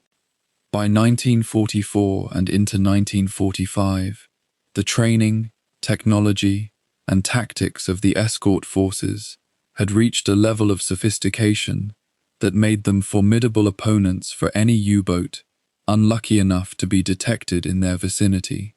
The integration of aircraft, radar, sonar, and coordinated tactics meant that the hunters had gained clear dominance. Yet the escort crews understood that this dominance was the product of their own sacrifice, and the sacrifice of those who had died in the earlier phases of the campaign. When escorts were few, when radar did not yet exist, when a U-boat could surface in the middle of a convoy at night and sink ship after ship while the escorts fought in darkness. The men who served in the escort vessels were the often forgotten component of the Battle of the Atlantic, the men who made survival possible for the convoys they guarded, who learned through hard experience how to find and destroy an enemy that was often invisible until the moment of contact. Their story, like the story of the U-boat crews they hunted, was ultimately a story of men doing difficult work in dangerous circumstances, separated not by ideology, but by the random assignment of allegiance that placed them on opposite sides of an ocean they all feared and respected. By 1944, the Atlantic had become a graveyard for the Type VII. The wolf packs that had once terrorized merchant convoys had been shattered. The very ocean that had once been the hunting ground of the German U-boat arm was now a killing ground where the hunters had become the hunted. Dönitz understood this with absolute clarity. The monthly losses in the spring and summer of 1943 had been catastrophic enough to force him to withdraw his boats from the North Atlantic altogether. Yet the order to cease operations was not an order to surrender. It was, instead, a temporary retreat that gave way to a desperate search for a technological solution, some innovation that might restore to the Type VII the invisibility and invulnerability it had once possessed. In the technical bureaus and design offices of German Naval Command, engineers and architects turned their attention to a concept that had been explored in theory for years, but had never been successfully integrated into operational submarine practice at scale: the snorkel. The snorkel was not a German invention. The Dutch had developed a similar device in the 1920s, a telescoping tube that allowed a submarine to draw air from the surface while remaining submerged, permitting the diesel engines to run and the batteries to recharge without breaking the surface.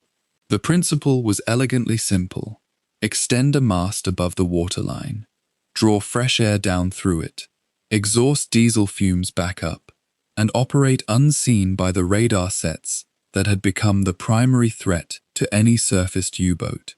Theoretically, a boat equipped with a snorkel could remain underwater indefinitely, moving slowly on diesel power rather than the silent but limited battery-powered electric motors. German engineers, observing the success of the snorkel concept in pre-war Dutch boats, recognized its potential as a countermeasure to radar-equipped aircraft. Throughout 1943, various designs were tested and refined. By late autumn of that year, the first Type VII boats began to receive snorkel installations. By the spring of 1944, it had become standard equipment on all boats undergoing overhaul or newly constructed. The snorkel was not a miracle weapon, but it was a solution that allowed the Type VII to survive in an ocean where survival had become the overriding objective. Yet the promise of the snorkel existed in stark tension with the reality of its operation. Below the surface, a Type VII crew could breathe through the snorkel, could run the diesel engines, could move at speeds of up to 7 or 8 knots while submerged, speeds that represented a genuine tactical advantage over silent battery-powered movement. The theory held that this would allow U-boats to evade aircraft, to travel beneath the waves while charging their batteries, to conduct operations in waters where they would once have been forced to the surface for hours at a time. But theory and practice diverged in the cramped interior of a 52-meter steel tube filled with 50 men breathing recycled air in a space where ventilation had always been marginal at best. The snorkel mast, when extended, drew air from directly above the waterline. In the turbulent waters of the Atlantic, in rough seas and heavy weather, the mast would submerge momentarily as waves washed over the submarine's hull. When this happened, the air intake valve, designed to prevent flooding, would snap shut automatically. The sudden loss of air supply to the diesel engines created a vacuum in the hull.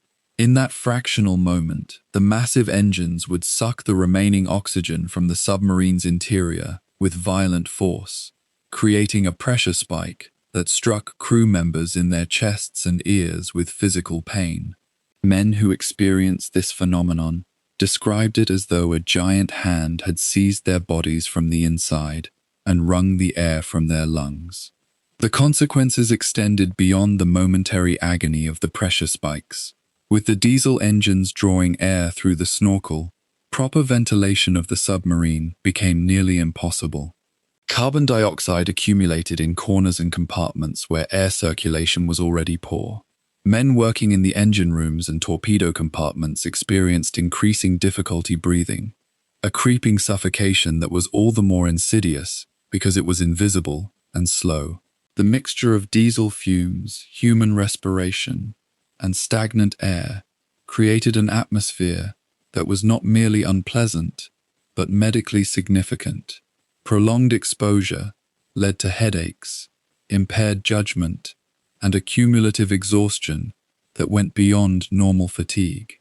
Some crews reported that men working in certain compartments would experience hallucinations or moments of disorientation after many hours of snorkel-assisted diesel operation.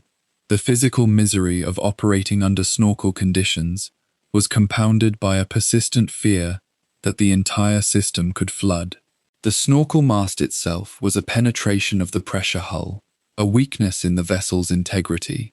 If the automatic shutoff valve failed at the moment a wave submerged the mast, seawater could pour into the submarine. It happened. Not often, but often enough that every crew member was aware of the risk. And the awareness itself became a source of psychological pressure that accumulated hour by hour during extended snorkel operations. The tactical implications of the snorkel installation were profound, but they represented a fundamental shift in what the U-boat could accomplish as a weapon of war. A Type VII, equipped with a snorkel, was far more difficult to detect and destroy by radar-equipped aircraft than a boat running on the surface. This was not a trivial advantage. The Lee light and the airborne radar of very long-range Liberator aircraft had been instrumental in driving the wolf packs from the Atlantic.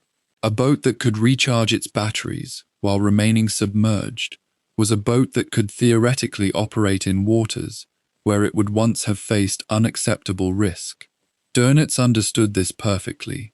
His orders to equip the entire fleet with snorkels reflected a rational response to changed circumstances. Yet rational response to tactical change does not necessarily translate into strategic effectiveness. The snorkel allowed Type VII boats to operate, but it did not allow them to fight. A submarine moving on snorkel at 4 or 5 knots was a submarine moving at a speed barely faster than a walking pace relative to a convoy. A boat that could not surface without unacceptable risk could not launch the concentrated, coordinated night attacks that had defined the Wolfpack doctrine.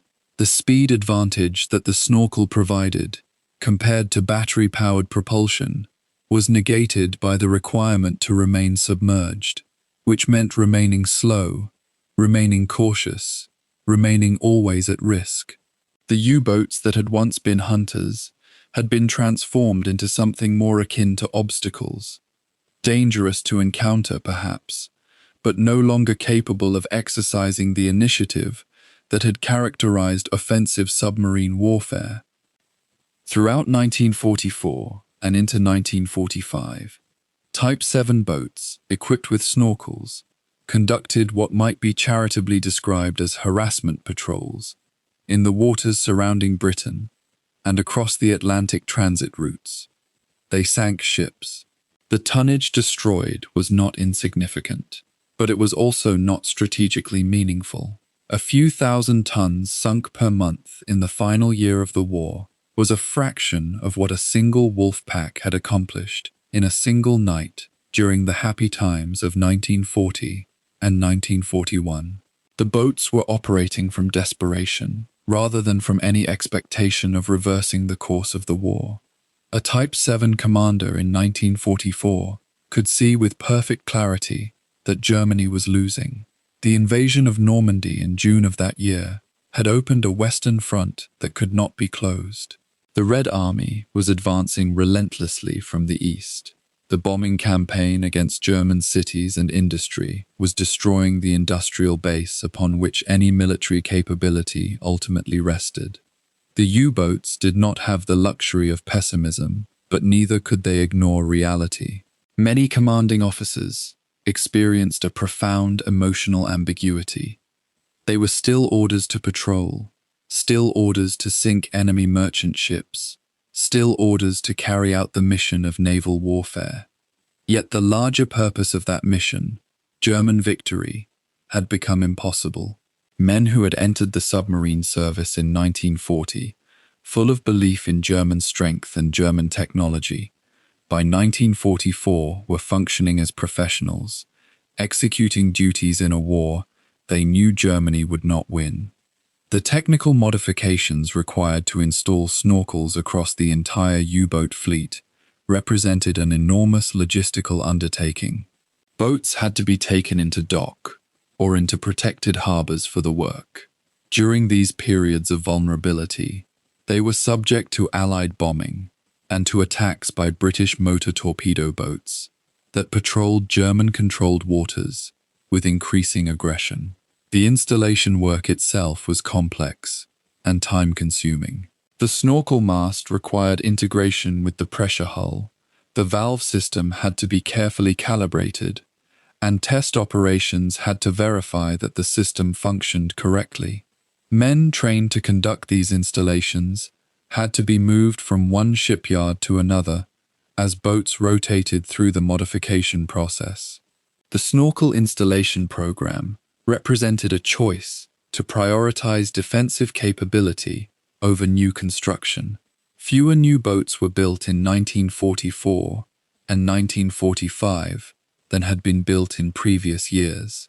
Instead, existing boats were modified and kept operational.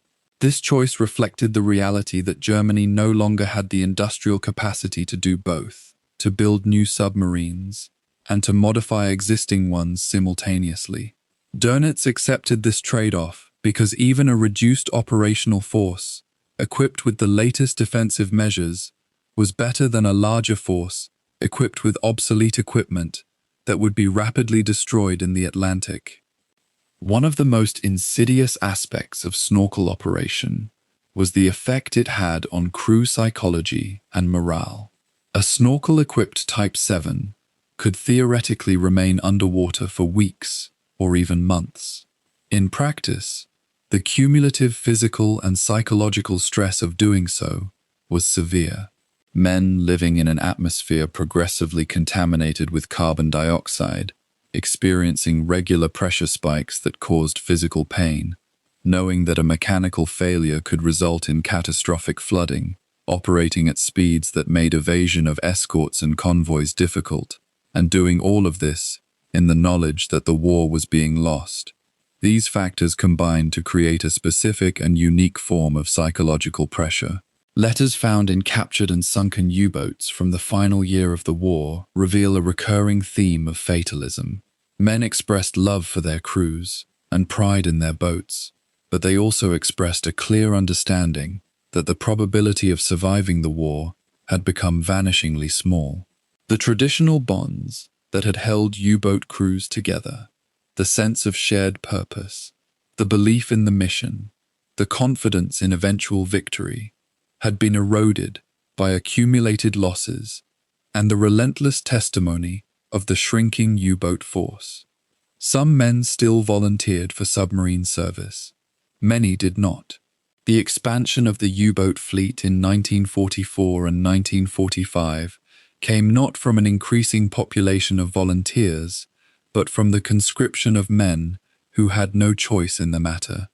The broader strategic context of snorkel operations illuminated the hollowness of technical solutions when employed in service of a lost cause. Every U-boat that remained operational required supply, maintenance, and crew replacement. Every boat that sailed on patrol required a shore infrastructure of bases, repair facilities, supply depots, and training establishments. By 1944, the Allies had command of the air over most of Northern Europe and were consolidating their position in France and Belgium. The great submarine bases at Lorient, Brest, Saint-Nazaire, and La Rochelle on the Atlantic coast were being squeezed by the Allied advance. Dönitz was forced to relocate boats and bases further north, to ports in Norway or back to Germany itself, adding enormous distances to patrols and reducing effective time on station. The supply submarines that had once refueled Type VII boats on distant patrols had been hunted to extinction. The vast German submarine fleet that had numbered more than 200 boats in spring of 1943 had been reduced by autumn of 1944 to a fraction of that strength, and the majority of those remaining boats were either undergoing snorkel installation or conducting patrols in secondary theaters where opposition was less organized. The Atlantic, once the center of the U-boat war, had become a secondary concern, not because of any change in German strategy, but because the Allies had made it clear that Type VII boats operating in the North Atlantic would be destroyed. The snorkel represented an evolutionary dead end in U-boat design and tactics. It was a response to changed circumstances that extended the operational life of Type VII boats, but did not meaningfully alter the course of the war. The technology was not a failure. It functioned as intended, and boats equipped with snorkels did prove more difficult to destroy than boats operating on the surface. But the tactical and strategic context within which snorkel-equipped boats operated had changed so fundamentally that the technology could not reverse the direction of the war or restore offensive capability to the German U-boat arm. A boat that could remain submerged for weeks, but could only move at walking pace, was a boat suited for defensive operations, for commerce raiding on a small scale, for appearing unpredictably in shipping lanes, and claiming occasional victims. It was not a weapon that could challenge Allied convoy escorts, could suppress merchant shipping across the Atlantic, or could influence the course of the war. The crews of snorkel-equipped Type VII boats understood this with perfect clarity. They accepted their orders, and they carried out their duties. But the war had become not a campaign of conquest, but a war of survival. And for the men in the boats, survival was always the question that mattered more than victory. By the winter of 1944 and into 1945, the U-boat war had transformed into something that resembled less a military campaign than an occupational exercise in futility. Boats sailed, patrols were conducted, ships were occasionally sunk, and boats were occasionally destroyed. The numbers involved were small, relative to the vast scale of Allied military operations underway in Europe. The strategic impact of U-boat activity on the overall conduct of the war had become negligible. Yet the war in the Atlantic continued because the orders continued, and because obedience to orders was the fundamental framework within which military organizations operated. The snorkel allowed the U-boat arm to persist in this state of diminished but ongoing operational activity. Without the snorkel, the boats would have been forced to accept even greater losses, or to abandon operations entirely. The snorkel gave them a means to continue, and continuation had become the only remaining objective. The final chapters of the Type VII story would be written in these last months of the war, when the boats faced not strategic defeat, but inevitable and absolute destruction, when the only question remaining was how many boats would survive to be scuttled by their own crews, and how many would go to the bottom in the waters they had once controlled. When the fall of France handed Germany the Atlantic coastline in the summer of 1940, the strategic implications ran far deeper than any map could immediately suggest. Overnight, the U-boat arm shed hundreds of kilometers of transit distance to its hunting grounds. Boats that had once departed from Kiel or Wilhelmshaven and spent days simply reaching open water could now slip out of the Bay of Biscay and be among the convoy lanes within hours. Dönitz understood this with the clarity of a man who had spent years imagining exactly this kind of war. He moved his operational headquarters westward, and he moved his boats westward with it. But the ports themselves, Lorient, Brest, Saint-Nazaire, La Pallice, Bordeaux, were simply peacetime harbors, open to the sky, vulnerable in principle to whatever the Royal Air Force might choose to send against them. That vulnerability would not last. Within months, German engineers began reshaping the French coastline in a way that would define the shore war for the rest of the conflict, and that would frustrate Allied planners long after the tide had turned at sea. The construction program that followed was staggering in its ambition and its pace. German military engineers, working alongside thousands of forced laborers drawn from across occupied Europe, began pouring concrete on an industrial scale that had few parallels in modern warfare. The submarine pens that rose along the Biscay ports were not simple shelters. They were fortresses, multi-chambered structures with roofs that grew, through successive pours and additions, to thicknesses of several meters of reinforced concrete. At Lorient, the primary base for the Atlantic flotillas, the completed complex eventually stretched across a waterfront of considerable length, capable of housing and servicing a substantial number of submarines simultaneously. At Saint-Nazaire, the pens were built over the existing dry dock infrastructure, integrating naval engineering capability directly into the shelter. At Brest, the natural geography of the deep harbor was exploited to protect boats both from the air and from sea. Each site was different in its details, but all shared the same fundamental logic: make the target so hard that no available weapon could crack it. The Royal Air Force began attacking these facilities well before they were complete, recognizing even in the early construction phase what they were about to become. Bombers flew against Lorient, against Saint-Nazaire, against Brest, repeatedly, persistently, at considerable cost in aircraft and crew. The bombs of that period, designed for use against industrial buildings and rail infrastructure, were not engineered for what they were now being asked to do. They struck rooftops and detonated, scorching the upper surface, cratering the surrounding yards, occasionally collapsing an unfinished section. But the essential structure absorbed the punishment and continued to rise. There was a cruel arithmetic at work. The thicker the concrete grew, the less each raid achieved, and the raids were buying the concrete time to cure and harden. By the point when the pens at most of the major ports were substantially complete, the problem had moved beyond the capability of conventional bombs to solve. A weapon heavy enough to penetrate several meters of reinforced concrete did not yet exist in operational inventory. Inside these structures, the contrast with the open sea was almost surreal. The pens were dark, echoic spaces, smelling of brine and diesel, and the particular damp of concrete that had been poured too fast in the cold Atlantic air. Cranes moved overhead. Workshops occupied the rear sections. Torpedoes were loaded. Fuel was pumped.